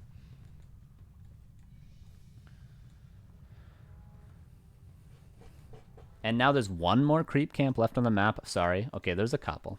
But they're all on our side. There is a couple, though. There's a decent amount of experience, so there is some things to still fight over on the map, and if we can fight over this, we would love to, because we're not fighting in the range of towers. What's Hitman doing? He's going to start getting towers at his expansion so that he doesn't get lamed out, and so that he can take a fight on his terms at the expansion, because he knows, and this is just the nature of the matchup, you're always going to have more gold in your expansion than the Cryptlord, because you're waiting until tier 3. So he's going to invest, 300, 400 gold into towers so that there's no way Pink can ever break the expansion. And then as long as he denies Pink from getting a third base, eventually it will come down to a situation where Hitman is the only one mining and Pink cannot break 3 towers in a burrow. If we look at the supplies, 74 against 79. If either player pushes into towers, they'll be the ones losing the fight. So he's just going to get towers. He's going to scout with the blade. He's going to take the remainder of the creep camps. He's got good enough hero levels that if he never crept again, he would be fine with this Hitman. Master Banshees. And even 2 Temple Master Banshees. So there is a interesting play Hitman could do here. An interesting play that he told me himself is something he does sometimes. And the fact he didn't do it in this game, I think, may actually be a mistake. What do you guys think the play would be? What's something Hitman can do around his army that would be good when we see there's lots of Banshees being pumped? What's something we can do to counter these? It's a very weird play. It's a very, very unorthodox play that's very counterintuitive, and I wouldn't have thought of it myself if Hitman didn't say, yeah, when I get into the late game, I do this sometimes. Invis TC? That's a decent idea. Mass peons? Maybe, but, as an orc player, we need more surface area than the undead. Beautiful. Someone got it in the chat. NBZWDSDZBCPS got it. Kill your own Taurens. It feels weird, and Hitman actually isn't going to do it in this game, but that is something when you get up to these late game stages where you're both just sitting behind towers, and you're literally just banking gold before going up to 100 supply, and he's going into lots of Banshees, you can consider killing your own Taurens. That you don't have to be afraid of doing that. Because it's better you kill them and you go into more Wind Riders and they're stuck with these useless Banshees. They can't possess a Kodo if they're positioned well. So they can't possess anything, really. They can't possess your Spirit Walkers or your Wind Riders. So don't be afraid to kill your own Taurens in the very, very late game. Like I'm talking past the 20, 25-minute mark game in the game. Kill your Blade Master. Or kill your Blade Master. I read Blade Master in the chat. Just kill your own Blade Master. Lose your Shadowhunter to creeps. No, kill your own Taurens. You can kill your own Taurens. It's all right. It's all right. I'm here for you. I'm supporting you if you do that and someone calls you bad for doing it. But be aware of the reason you're doing it for. Hitman could do it because he sees 2 temples and he sees lots of Banshees, and he sees that Pink is sort of banking up for a big 100 supply fight. And in a big 100 supply fight, it can be very hard to deal with Banshees. So don't just kill your Taurens willy-nilly when you're struggling to get up to 80 supply. Kill them with purpose. And in this game, he would be probably killing them with purpose because they're probably going to fight. I wouldn't be surprised if they both fought on 100 supply this game. All right. And I don't think Hitman's going to do it this game, but just keep it in mind. Keep it in mind. Because Taurens are very good at holding the early timing that we saw Hitman hold all 3 games at his expansion. They're very good for that. But later on, when there's Master Banshees, they might not be the best because, your opponent just steals them, right? The green wave we see coming in. The bane of every undead mirror. You can't notice what units are yours and what units are your opponent's. Level 5 Blade Master, Hitman. Gonna do a little bit of hit and run, but he wouldn't commit to a fight. I don't think. I'd be surprised to see him commit to a fight at this expansion. But I mean, if he kills all the towers, why not? Does he have a town portal? He does indeed, so he could just kill the gold mine and get out. And why is he able to make a play like this? Well, he's got 5 towers at his expansion. So if he kills the gold mine, there's no way Pink's going to be able to counterattack, and he beautifully times the town portal, gets the expansion. If there was ever an attempt at another expansion, he's got mass Wind Riders to deal with that, and now he's got 5 towers at his expansion. He's got 5 towers. This probably isn't an ideal position for Hitman to fight in. I think this would be a mistake, but we've seen him make mistakes in fights before. What he didn't make mistakes in was the strategy in the macro department very often. Again, trying to focus the Cryptlord. Maybe it's a decent idea, maybe it's not. Would be surprised to see these Taurens not be stolen by Pink. Cryptlord gonna fall yet again. I mean, don't count on it. Don't count on it. What you should count on in this situation is not killing the Cryptlord and winning the fight through killing the Cryptlord. What you should count on is winning the fight at your expansion because you have 5 towers and you have 4,000 gold and he has no economy. Except for 700. That's what you should count on. Not winning this fight via killing the Cryptlord. 81 supply against 65. Level 4 Death Knight. Blade Master Invuln. Taurens are being stolen, but only one of them, actually. Only one of them. And the Kodo stolen as well. We see this Kodo could have been probably positioned a little bit better to not be stolen, but the Taurens could not have been because the Taurens have to attack to deal damage. The Kodo just gives you an aura in the back. Hitman, again, barely squeaking by in this fight, maybe. Not even winning it. But he's got 5 towers at his expansion. He dodges the coil with a Windwalk. He's got 5 towers. How are you going to break this? Even if you lose a fight, how are you going to break this, Pink? You're not going to. And this now becomes Hitman's win condition. I have more economy than you do in the long run because you expanded first. Research complete.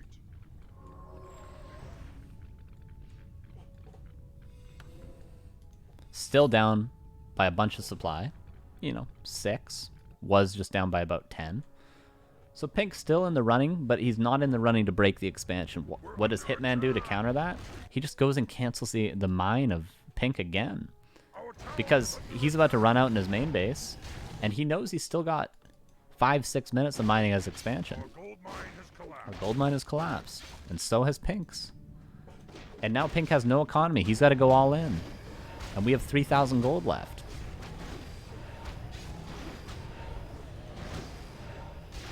Oh yeah, he did go Death Pact level... What the hell? He went Death Pact level 2.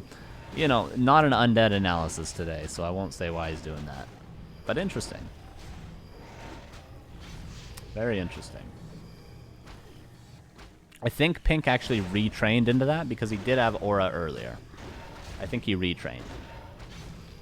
Which is pretty smart. Hitman got a Town Portal back after killing the gold mine. Is it a winnable fight? Certainly. Level 4 Tauren Chieftain. Even though we're down in supply, we have the hero levels as always. Level 5, 5, 4. Like, even if the hero levels were even right now for us and our opponent, we would still be stronger because of them.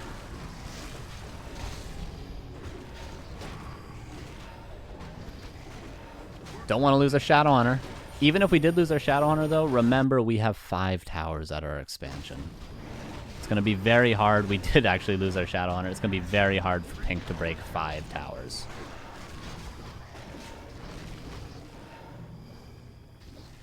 So we're losing the fight yet again. But is it going to matter?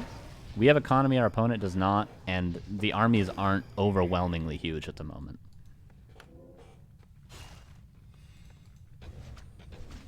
Shadow Hunter, probably on the way back, but how are you going to break this? How are you going to break this? Can anyone tell me? I mean, if you have 70, 80 supply, you can certainly break it, but with 55 supply, no economy running, no coils on your Death Knight, can you break 5 fortified towers? No.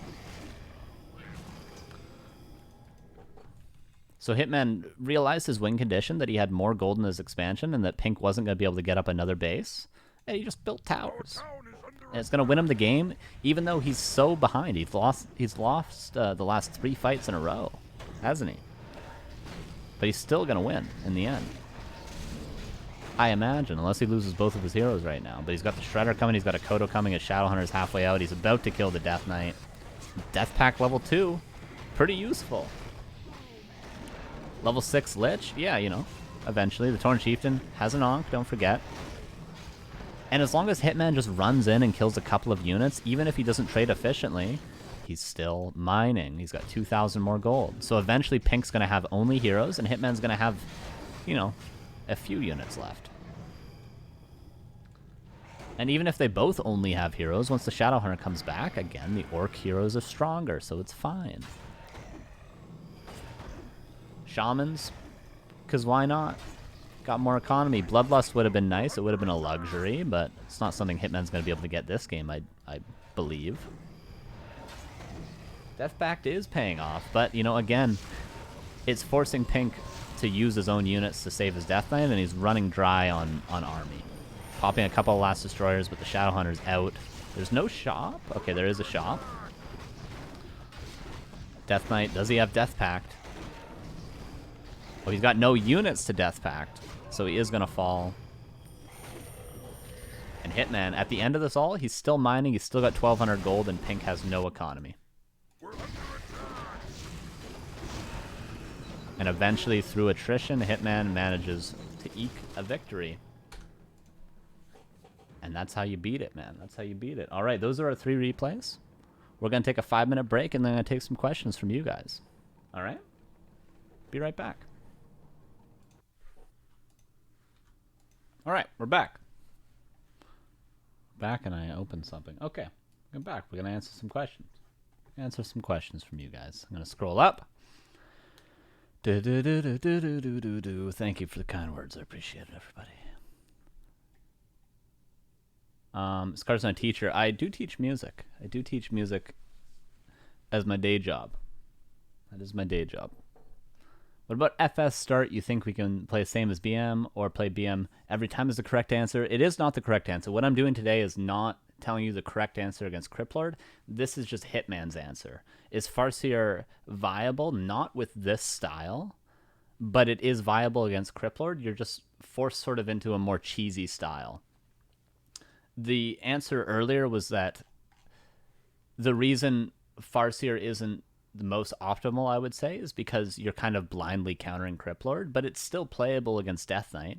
If you go Farseer blind to counter the Cryptlord and then you see that it's a Death Knight, you can transition into Tauren Chieftain second with like a tier 2 expansion, because, you know, what's different against Death Knight and Cryptlord, you can't get a tier 2 expansion up against Cryptlord because of the Beetle summon harass, but against Death Knight, you have more chances to get it up without it being cancelled. So Tauren Chieftain, Grunt Raider, maybe some Headhunters. Grubby's played that style in the past, so does Spiral. A lot of people have played that style. Infi plays that style very often. He goes Shadowhunter and plays hit and run. So there's viable styles against Death Knight and Cryptlord with Farseer. Just when you're playing Farseer against Cryptlord in particular, it's more cheeses. It's more mass Headhunters all-ins, Farseer Firelord Headhunter all-ins, Farseer Shadowhunter Mass Wyvern, stuff like that. And yes, this sort of strategy, the Hitman style, relies on a strong late game, right? It's trying to stay alive, and then get into the late game, the 15, 20, 25-minute mark of the game, and that's when this style becomes really strong. But up until that point, you're just buying time and trying to hold on, right? Whereas Farseer is trying to do the inverse. It's trying to make you hold on until the late game so that you can win with the stronger late game, right? Does that make sense? So FS not viable with this particular tactic, but certainly viable overall against Undead. Absolutely. Or else lots of top players wouldn't play it, right? If ensnared units get hit by Stomp, do webbed units get hit by Impale? They do not. And actually, ensnared units don't get hit by Impale either. But ensnared units, and I believe webbed air units, get hit by Stomp. Yes. Yeah, but Impale works a bit weirdly because it's been changed recently, so I think it's still got some kinks that need to be worked out. But yeah, web and ensnare, the units don't get hit by Impale, which is an interesting quirk. Maybe Wyverns wouldn't be, Wind Riders wouldn't be as viable against Cryptlord if you could web and then impale them. But since you can't web and then impale them, that makes Wind Riders better anti-air than Headhunters or Berserkers in this case. That's a cool question. Interesting.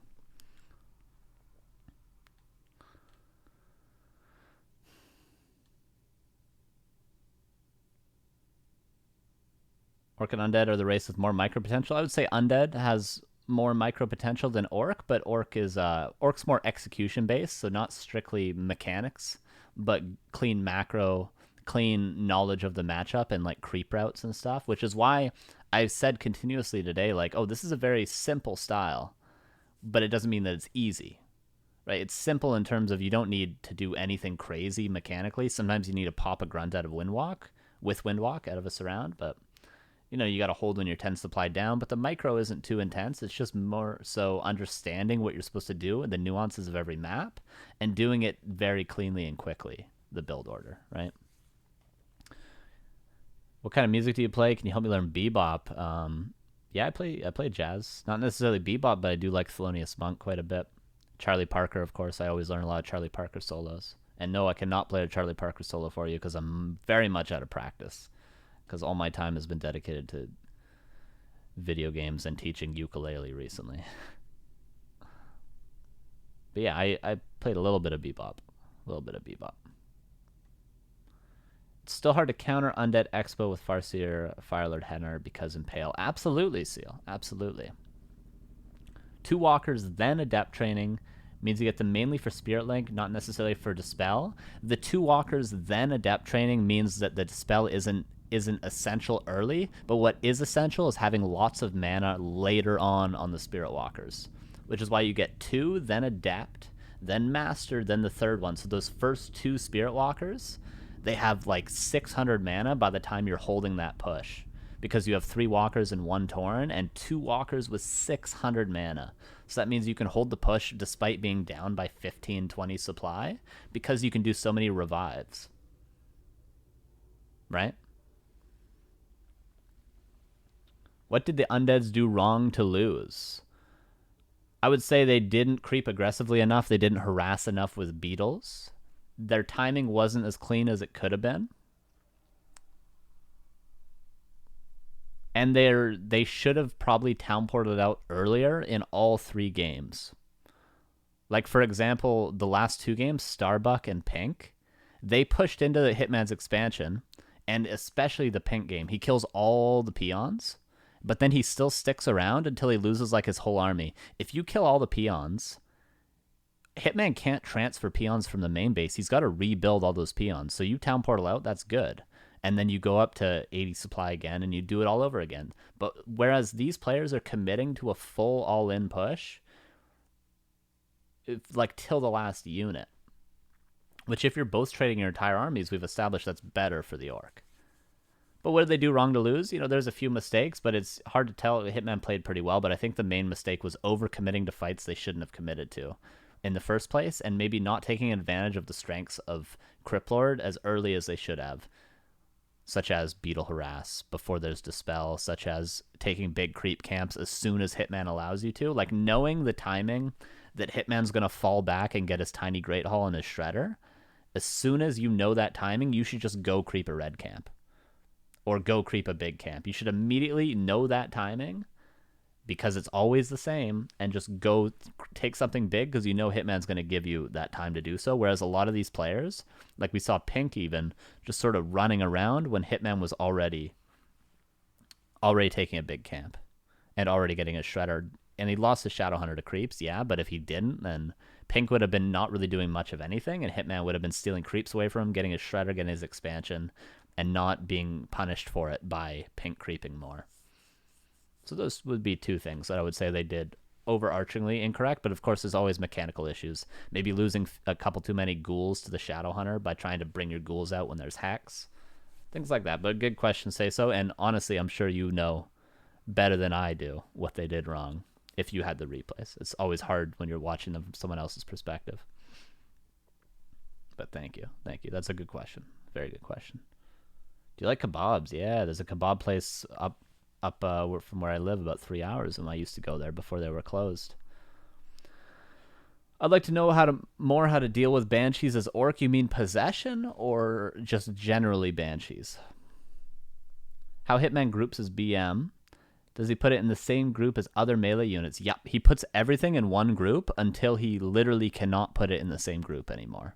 So he'll put everything in group 1 until he has more than 12 units. Do you think the best is to creep level 2 or harass at the start with BM? That's a good question. That's a very good question. I think Hitman did both. He experimented with both. He used to immediately harass, as I have done the same as well.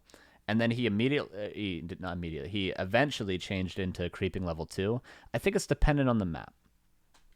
We saw him on Last Refuge and Northern Isles, creep level 2, right? Take the item and then take that big null camp on LR and take the green camp and then the small Murloc camp for level 2 on NI.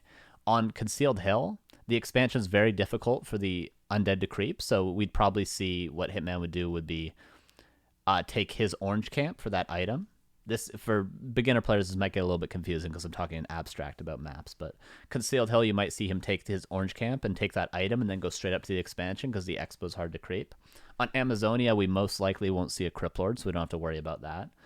On Terranus Stand, Hitman has a pretty particular way of creeping it, where he takes both the middle items from the little green camps in the middle, creeps his own mercenary camp, gets a berserker and a priest, and then speed scrolls to the expansion. That's another creep route he does, where he has level 2, and then he cancels the gold mine and town portals out. Then what else? Twisted Meadows, Hitman has another unique style where he goes backpack, but on that map he'd immediately harass because you can't take any big camps. So it's really dependent on the map itself, but past the 2 or 3 minute mark, it's always exactly the same. So the only thing that literally changes is the first, do you creep 2 camps? Do you creep 1 camp? Do you creep level 2? Do you go immediately with items? That's the only thing that changes depending on the map. Other than that, it's always the same as long as you can get a shredder, right? I think I missed one question. Boo, boo, boo, boo, boo, boo, boo. If I did miss your question, please feel free to repeat it. Does he always need a shredder with this strat? Yes. If he cannot get a shredder, you'll often see Hitman even go for Farseer all-ins. Like on Echo Isles, for instance, although he will veto it if he's in a tournament against Undead, if he's forced to play on like ladder against a Cryptlord on Echo Isles, he'll just go Farseer and all-in them, because the strat does not work with a shredder. It's very difficult without a shredder. Oh, I'd like to know more how to deal with Banshees as Orc. Right, of course. Yeah, and I was waiting to see if Possession mainly. Possession is very difficult to deal with. We did touch on the point of killing your own Taurens, which can be tough, and it's a very nuanced approach to dealing with Banshees. But people also mentioned in the chat, which is very correct, a potion of invisibility on your Tauren Chieftain is a good way of doing it. More Wind Riders. Positioning your Kodos so they can't get... Because if you think about this, if you have 2 Kodos and 2 Taurens, your Kodos are positioned in such a way that there's no way they're going to get possessed. They're far in the back, giving aura. Your 2 Taurens get possessed. At least you have 2 Kodos to eat the Taurens. At least you have that. Right? At least so keeping your Kodos safe, Invis Pot on your Tauren Chieftain, maybe killing your own Taurens. Lots of Wind Riders. Wind Riders are very good, but it's hard. I struggle personally against Possession because I think it's hard to see which Banshees. When you're at 80, 90, 100 supply and their whole army is anti-magic shield, I find it very hard to see the white dot over their head, which makes it difficult. But those are 3 ways to make it a little bit easier. Yeah, the matches are all finished. This is just a Q&A for now. 3 hours for a kebab. Well, normally if I was traveling, I'd go up for it. Oh, I should also point out, by the way, Link, thank you for the 100 bits. 4K Fob, thank you for the sub. Them, I said thank you, and Vic, thank you for the bits as well. I appreciate it, guys. I try to point them out while we're doing the replays, but I would like to, continue a stream. A couple more questions. About which race was he explaining about level 1, 2 creeps and Shredder? This is purely against Undead Cryptlord. I was going to ask which matchup you're going to do with Night Elf in 2 weeks. Yet to be decided. I'll generally announce next week's show on the previous week's show. Because I can't always plan everything ahead, but I will tell you guys probably next week or the week after what we'll be doing on the Night Elf day. Yeah. And of course next month will be Night Elf and Undead, whereas this month was Human and Orc for our 2 pro analysis days. Next month will be Undead and Night Elf, but for those to come. Paz says, Carson, if you're versing a standard Undead player, what tech and items do you get before buying Tiny? A standard Undead player, as in a Death Knight? Well, against a standard Undead player, you wouldn't Oh, sorry. You, of course, wouldn't be prioritizing an early Tiny Great Hall, right? Is that what you're asking for standard Pez? Like a Death Knight, Lich, Dark Ranger, standard stuff against standard Orc? Because in that case, you wouldn't be prioritizing a Tiny Great Hall. Yeah, you would. Generally, the rule of thumb for when you should expand against Undead, there are greedy expansion timings against Death Knight, but generally you'll get up to 50 supply. You'll try to get level 3 Shadowhunter. You'll ideally want to get level 3 Torn Chieftain, but you can't always do that. You'll take a good fight on 50, 60 supply. If you win the fight, you'll just immediately Tiny Great Hall expand. If you lose the fight, maybe you're not in a position to Tiny Great Hall. So generally, it's after you win one fight, like post tier 3, you'll go for a Tiny Great Hall. Is the rule of thumb, but you won't be like cutting expenses to afford an early Tiny Great Hall, unless that's like a particular nuance of your strategy. It's not like the standard approach to it, I would say. In my opinion, I think that's my philosophy on expanding against Death Knight.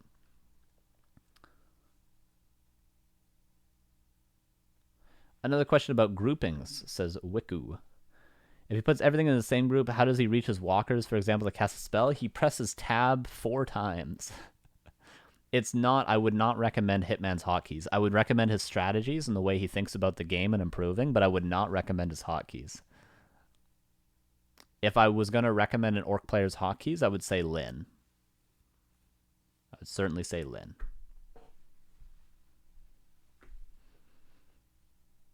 Was next week's theme? Well, the last week of every month, and next week happens to be the last Thursday of this month, we'll be doing interviews. Next week, we're going to be interviewing Bidu.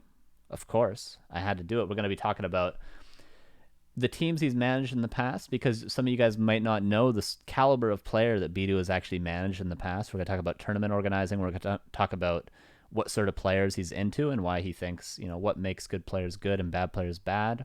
Stuff like that. And it's going to be a fun interview because we're going to dig in deep.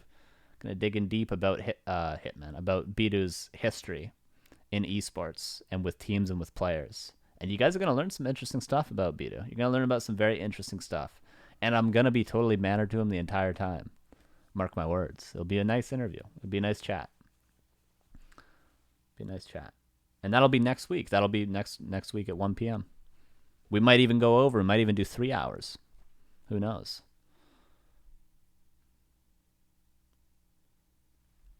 All right, a lot of questions. But Narco says, Carson, I think you missed the following question by Lucian. He says, do you really believe Hitman could take down Happy in a best of 3, best of 5 offline? What is real chances and percentage when both will be well prepared and play each other on 0 ping? What are you ask for? Actual percentage? Actual percentage. I think if both are prepared, it's offline on 0 ping. I think in my heart of hearts, I really think Hitman would have a 50% shot at it. 50-50. Especially considering Happy has struggled against Orc offline. And Happy is a player that you can study because there's lots of replays out there. And Happy might not even give Hitman the time of day to study his style. I would say 50-50 in my heart of hearts. But that's just the feeling. That's just how I feel. All right, that's just how I feel. And of course, if I were to do commentary on that game, I wouldn't be biased about it. Wouldn't be biased, despite Hitman being a very good friend of mine. Okay. Would it be good to fly in the fight with Windriders just a tad after and kill the Banshees? That'd be a cool little play. You keep them in the back, but you can't always depend on plays like that to deal with Banshees. You need a more concrete solution. A concrete strategical solution, but that would be a cool little play. You keep your Windriders in a separate hotkey, you fly them over top, and you kill the Banshees. The only position that's a difficult position when don't have a TP, right? When you don't have a TP and all your Windriders get webbed in a bad position and they're all dying to fiends and you can't actually get out. So it's very committal. But if you have a town portal, yeah, that might be decent. That might be a decent idea. Especially if you take a fight by trees, for instance, yeah. Thought Lyn also groups everything to 1. No, Lyn has a very particular way. At least for Grunt Raider Walker Kodo, he has a very particular way. I'm not sure what his newer hotkeys are for, but just because of how good his old hotkeys were, I would recommend his future hotkeys as well. what Lynn does, I'll explain it really quickly. He puts his heroes in 1 with grunts and raiders, all of his ranged units in 2, right? So walkers, kodos, headhunters. And then walkers will be first in that group, so you don't have to tab to them. And then the raiders in the first group, although you'd have to tab to them, what he does is he re-hotkeys the raiders into 3 as well. So that way he can move his army with 1 and 2. But if he needs to ensnare, he also has his raiders in a separate group in 3. And he can position very easily because melee, ranged. And everything's on 1 tap. Dispel, heroes, also on the F keys, ensnare. Pretty simple, right? Bias, Carson? Of course I'm biased, but he asked me. All right, a couple more questions.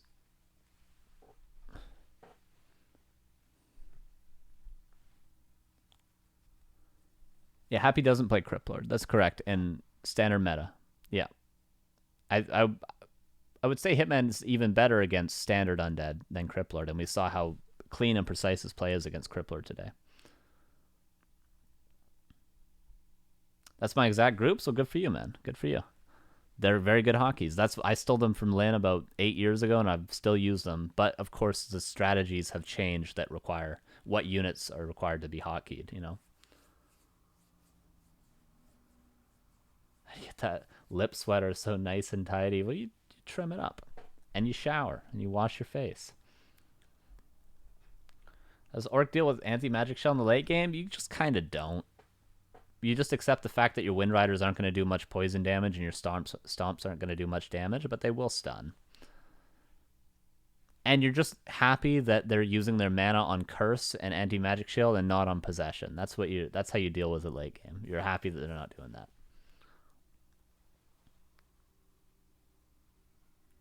I got surprised by Gargs and lost as soon as my Expo got up. Yeah, so in that situation, I would say you skip the early Tauren Chieftain, get an early Orb of Lightning, and get Bat Riders instead of Wind Riders out of that bestiary that you've built after your expansion is up, and just try to hold on as long as you can, and then eventually the Gargs will be not very useful.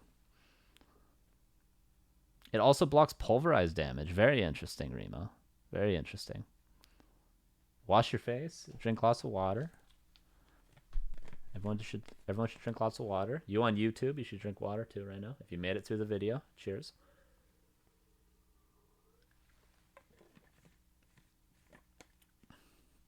Oh, showering, right? Thanks. All right, I think we got through the questions. Those are some very good questions as always.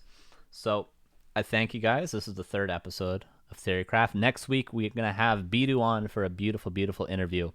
And then if we didn't do your race this month, we're going to get to Undead and Night Elf next month. And also, don't forget to submit your replays in, which will be, what day will that be on? Boom, for February. Be on the 11th. We're going to be doing user replay review. So, pretty dope. Pretty dope. I thank you guys. This is nice. This is fun. As always, I'm open to suggestions on how I can improve the show, and I'm open to ideas for shows. And it's always subject to change, and it's always subject to improvement, and I hope you guys enjoyed today. All right. Have a good night. Have a good evening. Have a good morning. And have a good rest of your week. And I'll see you guys same time, same place next week. Peace out.